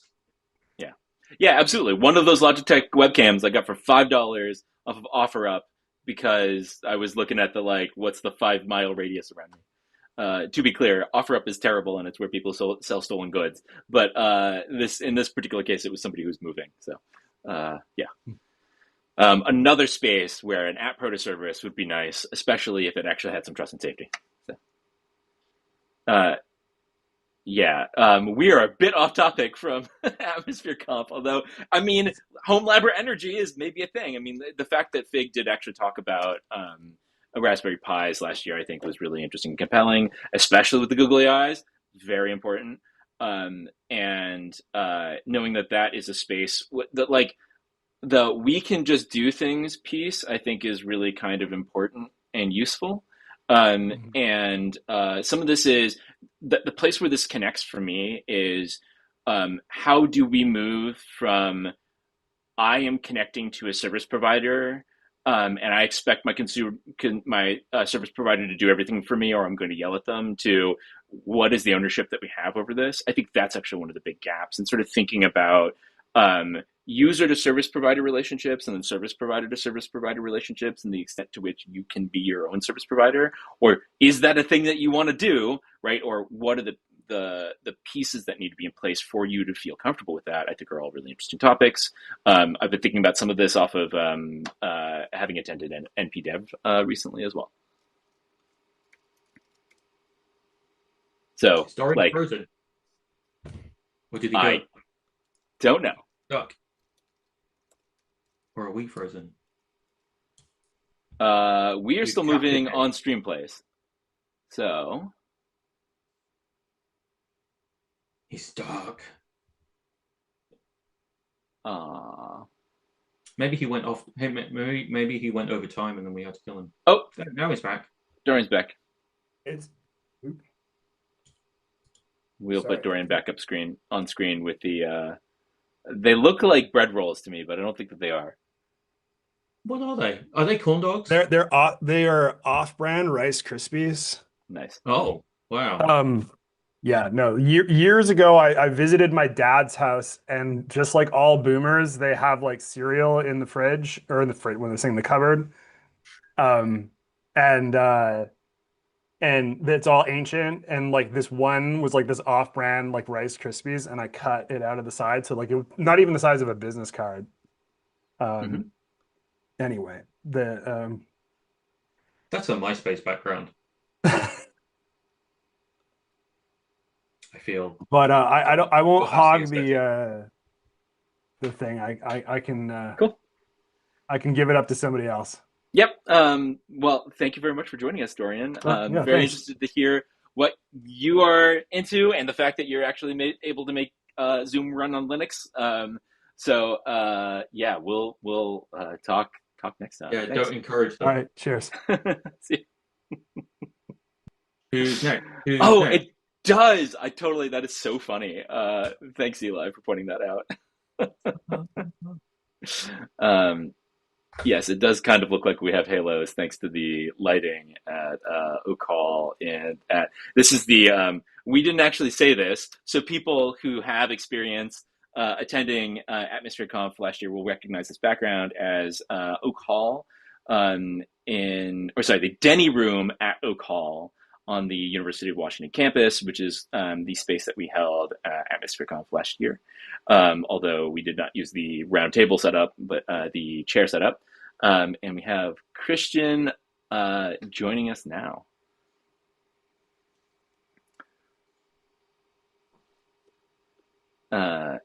Is Christian using Linux? We will find out momentarily. I'm just going to put Christian up on screen like I did with Dorian until they show up. And if they show up as a person, then we can slide them down. Yeah. And last year's AtmosphereConf was the beneficiary of the fact that Boris and I and Eli had all done this before. So I was really grateful for being able to work with them on being able to, and the fact that Eli had also hired a excellent crew to both for camera operations and also for manual board. And of course, volunteer driven conference. Oh, did we lose Christian? I guess we did lose Christian. That's too bad. Bees. The video setup was amazing and great, and the fact that we were able to have people bring their own laptops, plug them in, and mostly it just worked was awesome. And there was a little bit of time for swapping, but again, volunteer run conference. And the fact that we were able to get video recordings as awesome as they did is absolutely a testament to Eli and Streamplace for having sponsored the conference and really run and operated a really key part of the experience. So shout out to AV crews everywhere. Yes, Eli was directly up front, which I thought was awesome, right? Like it's sort of like open concept restaurant with the kitchen right there, and us being able to literally point off directly off camera to Eli right there. Yeah.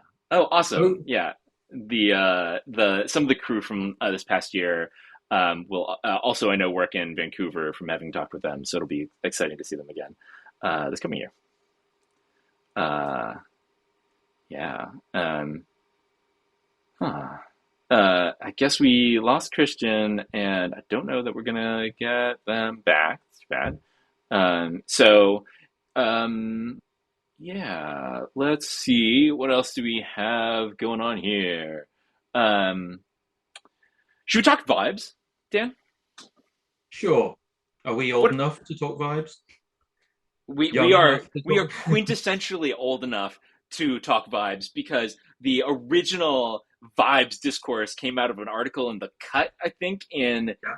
I want to say 2020, and was resoundingly mocked by fucking everyone. And I think for good reason. And on top of that, has become the de facto way to describe sort of feelings and so forth.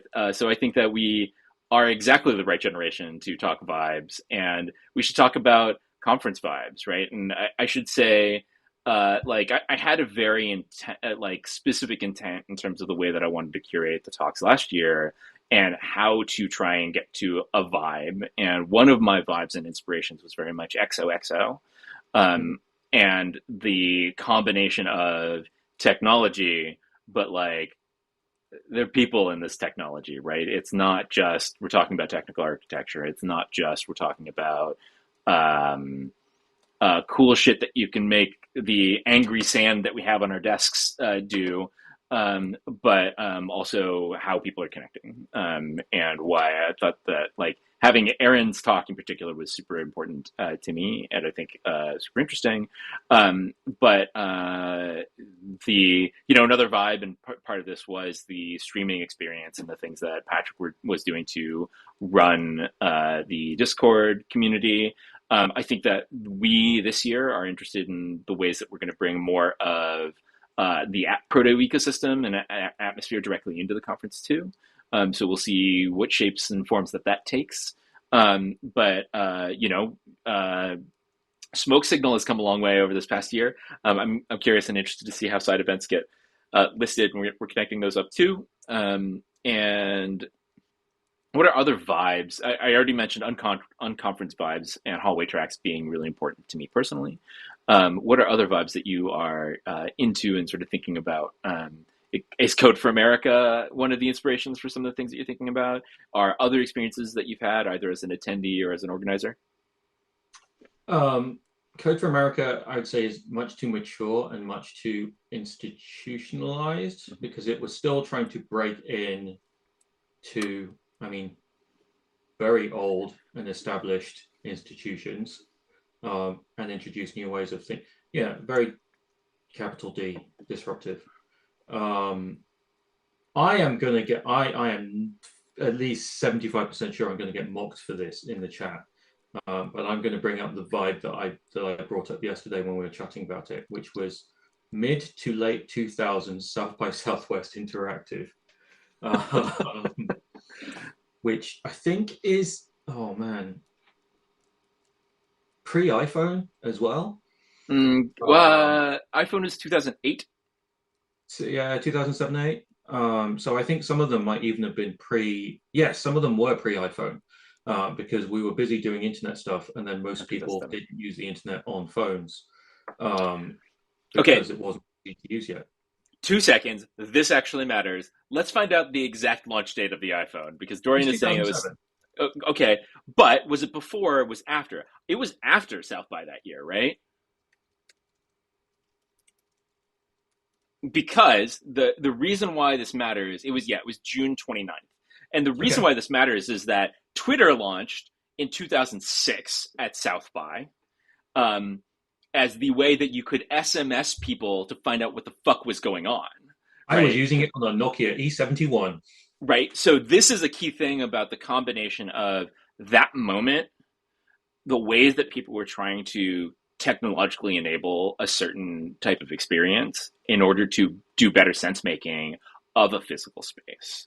Right. Like, and I think it's worth talking about what was that moment like, because South by, of course, has been around for years, right? And that moment was only a small period, actually, in this much longer history of what is South by Southwest. So, like, what are you trying to get at? I think is worth talking about. And like, all right, let's rewind back to 2007. Twitter had been around for a year. Nobody was on it. It was mostly a place where people were posting about their lunch. It had launched at South by to kind of give people updates about what was going on. That became a trend, and so people were launching things at South by. That's where Foursquare launched, I believe. And I guess, did Gowalla launch there? We should describe what Gowalla was, since nobody remembers it. Gowalla was the fun Foursquare that actually had some fun in it, and Yeah. some more than skeletal emaciated game mechanic behind it, other than just make number go up and then become mayor. Gowalla actually had the fun sticker stuff. Which, to be fair, Foursquare adopted eventually. Adopted. I would say more like co-opted, but then not in a very good way, but then also won, but then also didn't. And then my understanding now is that the corpse of Foursquare is actually probably one of the location data harvesters that we probably don't like because of the SDK that it gets incorporated into everything, which is, I think, what it does now. Yep. Okay, so now that I'm probably remembering, I think I was probably at South by from like 2004 through 2010. Okay. And definitely by 2010, 2011, when I stopped going, it was, I was here when it was cool, and it's not cool anymore. The feeling that I got back then, it was ZERP money, right? So that's clearly not recreatable, and in hindsight, not a great thing. Mm-hmm. But it was very much an experimental phase where, to be honest, not many people were using stuff, but the people who were using it were very excited about it and could see the trajectory where it was going. Ultimately, the trajectory where it went was not open in any way, and then Meta and Twitter and the major platforms just steamrolled everything. But for me, I went there to kind of show off the stuff that I was involved in building. We did panels talking about it, and the value out of it, like the reason to go, was that we would meet other interesting people to do collaborations with. So the vibe was a lot of, there are people in positions who are influential in organizations who want to try new things out and could see the potential of like emerging technologies that they could pitch for and that could make sense for them. So even back then it was like, oh right, we are now the people who have access to money. Who are the other interesting people who have access to money where we can build interesting and cool shit. And then South by Southwest is music and film. It started as that, right? It started as interactive film. Right. I went to the what was it? There's the Austin City Limits is like a really famous music venue. Like I went to some I think Flickr did a party there, or moo.com, but I've still got tiny business cards probably lying around somewhere. But it was optimistic, which a lot of the general gestalt and vibe was at the time. And it was also a time of, let's kind of throw shit together because we think we'll get interesting stuff out of it. There were I don't really think until later, until you started seeing stuff like Farmville and the social games come out on Facebook's internal platform. And at this point, Facebook was still HTML, and they still hadn't figured out how to do a mobile client. And this is pre-buying Instagram because people still didn't take photos on phones. there wasn't really that expectation or that drive to have your DAUs and MAUs. Yeah. We still needed to kind of report on them. So you still needed to show in some way that what you were doing was worth it to whoever ultimately was going to say, okay, fine, it's worth the money to do this. But that growth trajectory and which is kind of like what I would compare to now in terms of Blue Sky and being able to bootstrap and get attention. Back then, it was definitely more. We would talk more about, I think, attention minutes versus, absolute number of people. At least I was into like deeper, more connected experiences. Yeah, absolutely. No, I mean, I would say my experience with South by, which I only attended once, was getting to see some really fascinating talks. Mike Migursky gave a talk that was all about being able to explore spaces that weren't well mapped, especially in urban areas, and being able to print out a map, draw onto the map, and then redigitize the map in order to do things like connect staircases up through the East Bay Hills. And like stuff like that blew my mind. I'm like, oh, this is digital to analog back to digital loops.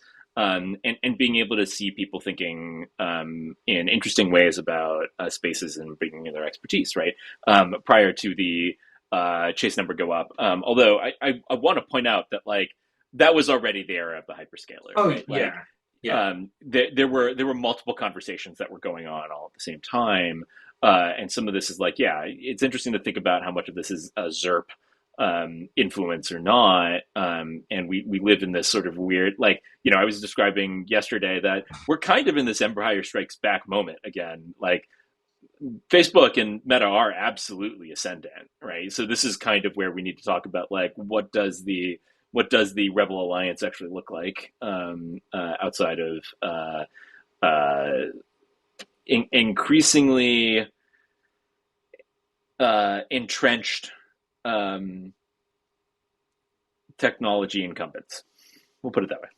So I've been thinking about this because I get that there are a lot of people like us who are fundamentally interested in digital sovereignty because it is the right thing to do from a societal and policy point of view. Mm-hmm. But I don't think, and I may be completely wrong in this, I don't think that it's actually a compelling feature when you're talking to the people who use Facebook or people who use Instagram, right? Yeah, possibly. Like if and there's a lot of ways that you can look at it. Like if the only difference is sovereignty or autonomy or control at, say, an individual level, then I'm not going to jump ship. I agree. I do feel it. I feel like it's incumbent upon, the app developer or the service developer to be able to deliver something where there's a more tangible benefit. That said, I do think that it's more compelling just the shittier all of these platforms become.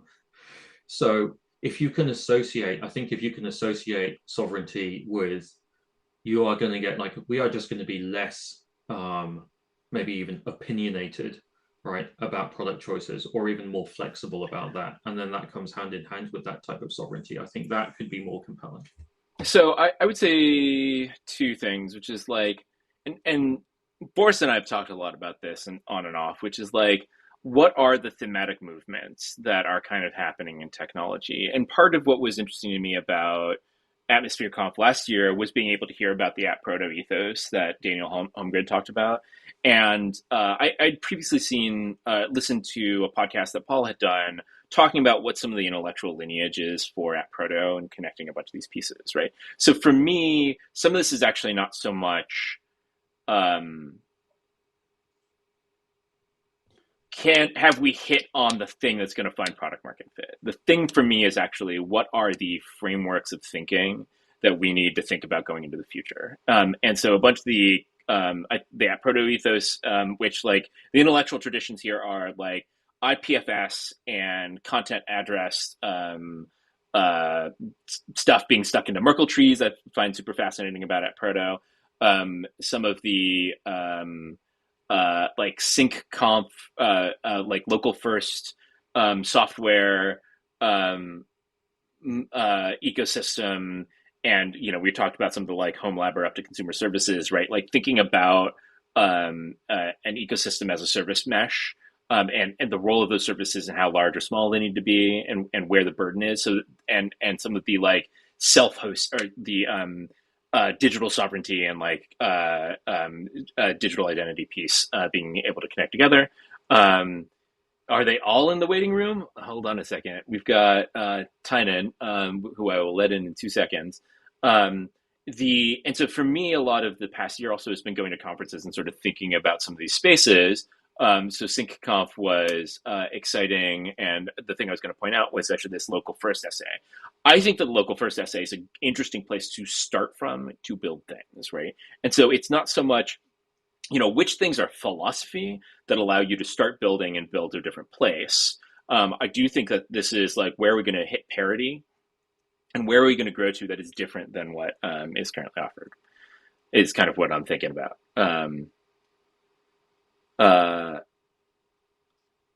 Let's see. All right. It's almost like, I love Ink and Switch. It's almost like if you look at some of these philosophies that they they enable a bunch of stuff that Facebook and Google, like Meta and Google and so on, probably can't implement as well, just because they are inherently legacy stacks now. Oh, small Tynan. Let's make sure the Tynan is A challenger appears. human sized. Hi, Tynan. How are you? Hey, doing all right. Yeah. How are things? What are your thoughts, queries, and reflections? Man, like we get a lot of current events that create moments where people feel like, I hate this. Like we had Spotify Wrapped yesterday, and then a bunch of people are like, gosh, I hate Spotify.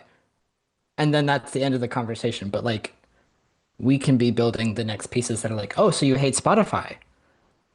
Do you have a music library somewhere else? And then your reason for not jumping ship might be, oh, but I like the social aspect. And it's like, oh, well, we have packaged and compartmentalized over here the social part of music. Yeah. It's called Teal. We're working on it. Like having all those different pieces ready to go for people when they hit that moment of wanting to get out. Because for the longest time, the problem has been, oh, you want to get out? Sorry, there's nowhere to go. Yeah, so I think that this is interesting on a couple of fronts, right? And some of this comes back to some of the stuff that we touched on, which is, and I'm going to connect two threads that we talked about. One, which is all of the home labber stuff that we've talked about, and the extent to which the way that home labs are being run is being made a lot easier, and you can run. I'm not going to say that they're consumer grade; they're power user tools, but they're power user tools which you can fire and forget in a way that you couldn't a couple of years ago, right? This is no longer just running Linux, right? You do have to maintain a Linux, but that's easier to do now. And like, is there an opportunity to start tying some other things into it? I think is one of the interesting questions. You do have coming to back fuck around with Docker now. Yeah, but to an extent, I don't have to run a Kubernetes cluster. I mean, yeah. It's not that bad, right? And then the other part is what we were talking about with South by, right? And that particular technological moment, right? The question is also what things are going to change. And so like, has running a home lab changed to the extent that you can run social services in it in a way that is not a problem? Or is the ATProto service mesh such that you can plug into this larger ecosystem and run some of the things on your, right? Like my ability to actually run a thing that connects and like tweets out what birds are outside, I think would be one of those sorts of examples of you can run a little stupid thing on a Raspberry Pi, a friend could set it up for you, and if that can connect into your social ecosystem, that actually is compelling and interesting, right? So like, so being able to tie something like my jellyfish, I saw somebody, and I reposted this earlier, they're like LimeWire wrapped, like thematic thing. That's fucking funny, but like actually the idea that data science only happens if you are Spotify or Apple or these large companies is a problem, right? And there is no replacement for that when you're talking about home labor stuff. And is that why is that, right? Like, is it the case that we need to be able to plug jellyfin in a particular way? Are there particular stats and things like that? Like there's an interesting space and sort of gap in the ecosystem that is worth talking about. Why are we talking about Yeah, teal? and like, well, so I'll bring teal in right now because like I'm kind of trying things out in that whole space of like easy mode home labbing where like I'm not trying to actually manage a Linux install. I don't understand how caddy config files work and I don't really want to find out. But like I converted my PC into a home server because why not? I only played one game on it like every few months. So I installed Proxmox on that for a while and ran like TrueNAS inside of Proxmox. And that was cool for a bit. It was still a bit more like doing technical stuff than I wanted to figure out. So I've nuked that and installed Zima OS, which is one of the like baby-proof home labbing operating systems. That's their own blend of Linux, but they have a bunch of like prepackaged Docker Compose files in a little app store that you can just click install on. And most of the time, you never even have to open up any of the config. But then if you do, they have a GUIfied version of the Docker Compose so that you can just Right. like change the one thing or map your disk to wherever it needs to go. It's like you maybe change one or two things and then it works. And so like I've got a self-hosted music scrobbling setup where like I have a folder of music files that I can look at in Jellyfin. I also can pull them up in Navidrome. And those are scrobbling to Teal Yeah. from my like home music library that's not connected to anything. Like it's on a computer over there. And Yeah. that's scrobbling the same way that I'm scrobbling from a streaming service like Kobuz. Yeah. I think that's Sorry. good. In. I have a theory here, which is that to kind of tie everything together. So I kind of have a home lab. I got a really cheap Dell off of FreeGeek, that's an Ubuntu server. I am a sysadmin for our house because our kids rely on Plex, right? So if there is Plex downtime, like I have a certain number of nines that I need to fulfill, especially around bedtime when people want to listen to audiobooks, right? That's funny. Now, where this has got me going is that there's one thing which is, there are a whole bunch of normies who buy stuff like Kodi boxes, right? So these are the Android TV based boxes that let you access pirate streaming media without having to pay for anything, right? Yeah. And I see those as one part of a continuum of, reclaiming digital sovereignty and control through technology that has also been kind of like made easy mode and commodified in like a dark way. So it's like the, oh right, yeah, I know I can get like pirate cable. The other part of it is, and this is just from my experiences, the other people interested in digital sovereignty are parents because they don't want their kids ensnared in all of these platforms, right? So there's a lot of stuff there, like so a lot of the people looking for, can I get a phone that just doesn't do the stuff? Can I get an MP3 player? Like I can't even get, like, can I get a good enough MP3 player now so that my kids can listen to music without being sucked into Spotify? And that's where, there may not be a lot of money there, but I do think that the audience there and the market there is growing. Yeah, like Yes, I want to see opens like self-hostable baby mode things that are like take this box, plug it into your router. It's going to get OTA updates, so you don't even have to open an admin dashboard if you don't want to. You don't have to be a sysadmin, but it's going to run on a box in your house and you have full control over the data. So then like if you're a parent and you want your kid to be able to do some social media, but maybe not everything. Maybe you run a PDS in your house, and for your kids' repos, you block certain lexicon. Like they cannot make Blue Sky lexicon posts on your house PDS, but they can listen to music and scrabble to Teal and like share their playlists with their friends. That sort of stuff, like we can totally do that. Like Ted, I think it's like the home labbing is, I guess I have to run a Minecraft server for my kid and their friends now. Like that's the kind of, it's the my thing kids that want to hang out on Uh, um, Roblox. no, because they're not allowed. My kids want to hang out on what the fuck is the thing that I don't like the name of? What's the thing that's not Slack? Discord. Oh, Discord? Discord, right? There's no way I'm like one of my kids' parents has like a Discord horror story because you can't Yeah. lock down connection requests and you can't lock down servers, for example. So they tried uh not Matrix, the other one. Um and HipChat. No, it's HipChat's gone.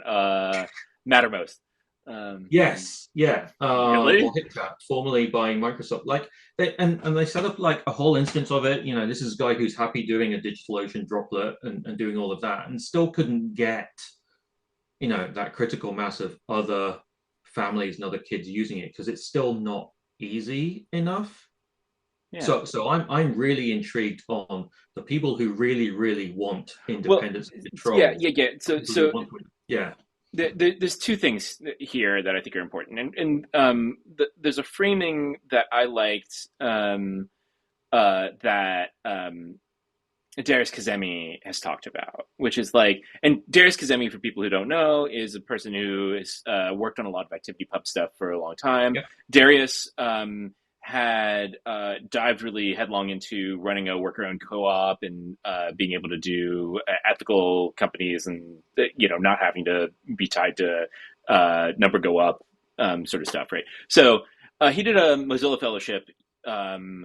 And I want to say 2017, 2018, focused on ActivityPub and Mastodon. The thing that he built was a version of Mastodon that allowed basically for small group communities that could still connect out to the wider Fediverse, but when you posted, by default, the only people who could see that are the people who are on your server, which is very much the thing that you're talking about, Dan. And the frame, though, that he used for this is like, why should we have to think about doing hyperscale stuff?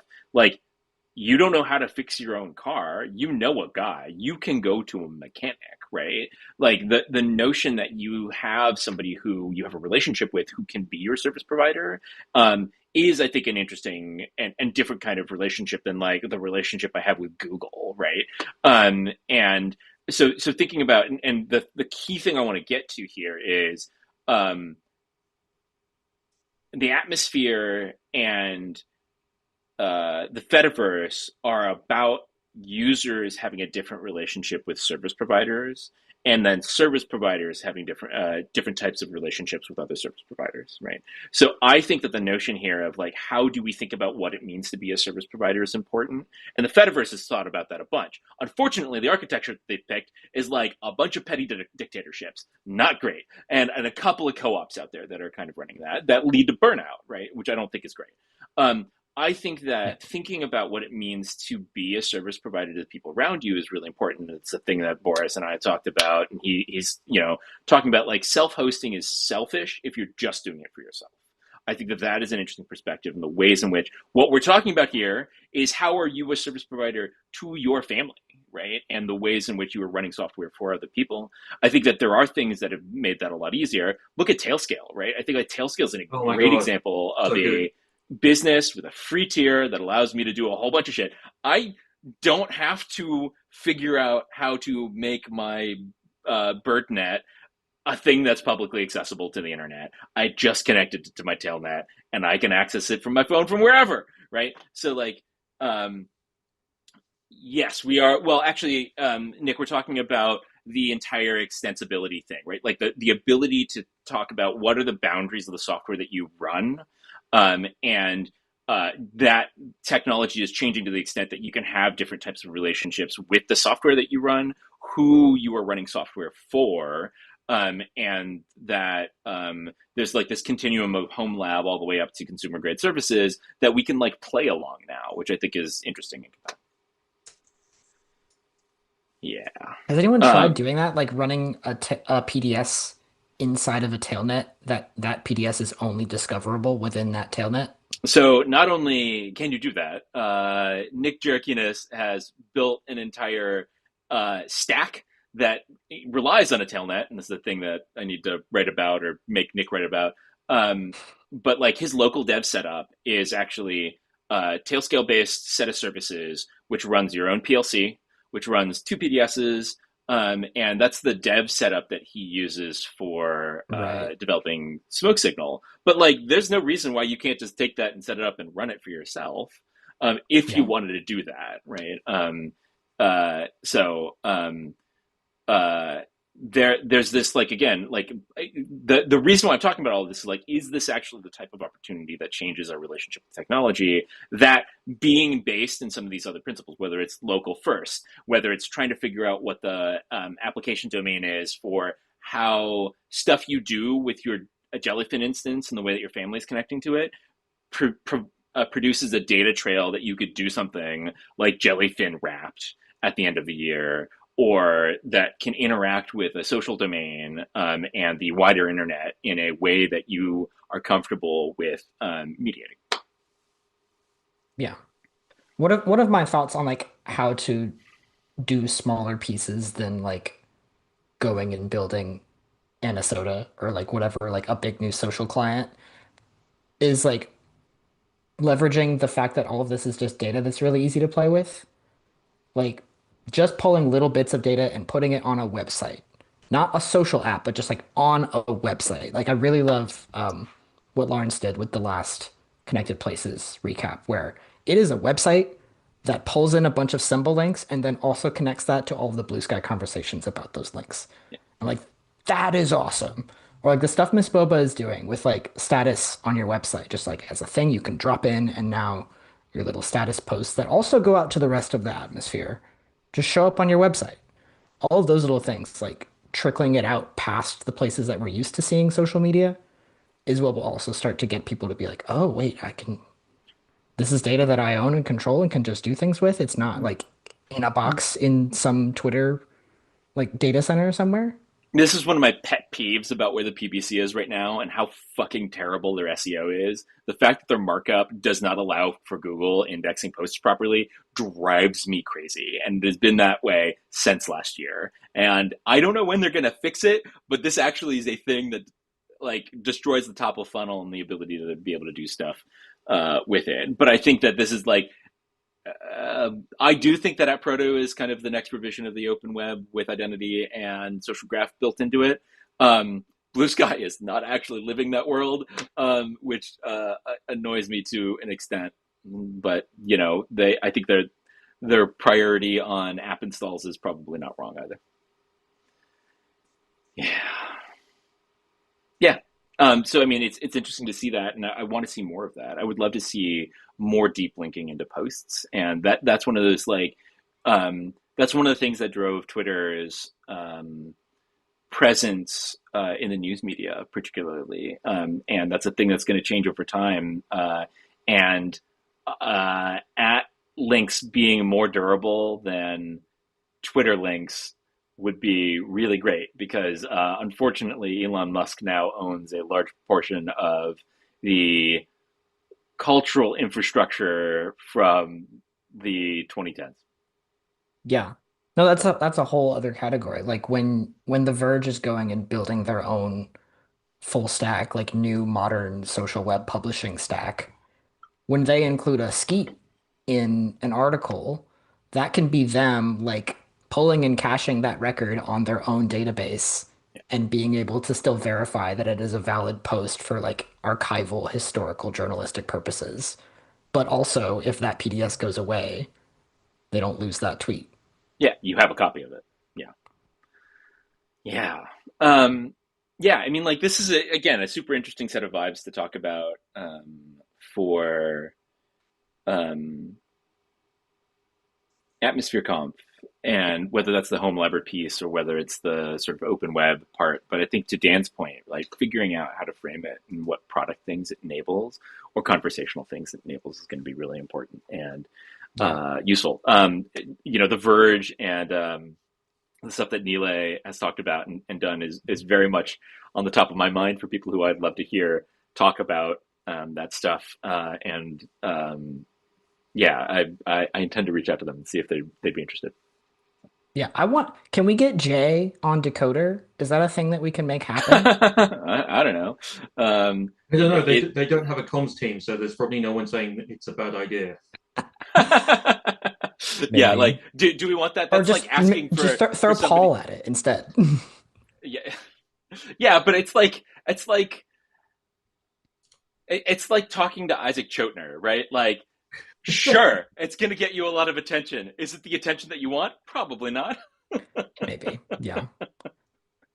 But yeah, like Dan, I've been thinking a lot about like what can we do at conference on the design track and like advocating for the atmosphere and like building it out and extending it in a like product and experience way and not just in a you should care about fascism, which like obviously you should care about fascism, but like that's not going to be the thing that gets 200 million people on the atmosphere. But we have all these affordances that no one's had before, no one knows what to do with, and it's a bunch of dev nerds who don't know how to turn affordances into compelling experiences, and we need to like help pull that out of the atmosphere. Yeah, so someone should do a talk like the top 10 affordances you never knew you could that you never knew that ATProto can provide you. Yeah. Well, it is It is 12 noon. o'clock. Yeah. Ooh. And I have to run to a couple of things. So I want to say thank you, y'all, for all of this. Yes, MCP from PDSs. Yes, it is also kind of a thing. We This has been a lot of fun and interesting to hear everybody's thoughts. Also, like, please do send more thoughts as things come up and you think about what you'd like AtmosphereConf 2 to be like. Let us know. Send in your talk proposals as well. If y'all like, post about them too if you've got ideas and want to kick them around. And it's always fun to hear people's thoughts about this, and we obviously intend to keep talking about it as we're bringing it together, and keep tuned to hear more about speakers that we announce and recruit, and looking forward to seeing some or all of you in Vancouver in the new year. And we'll be here, of course, on Honda Holland Combat in 2 weeks as well. Is that right? 2 weeks? When's 2 weeks from now? Nope, I don't think so. 2 weeks from, oh, it's the 19th. 19th. Are we doing it on the 19th? We can do it on the 19th. I'm around. Yeah. Okay. All right. We'll see you on the 19th. Right. Thank you, everyone. Thanks for helping close Thanks out. for having me. Yeah. Very excited to see you. All right. See you, everybody. Bye. Bye. All right. Let me turn off the streaming. Oh, we ended it.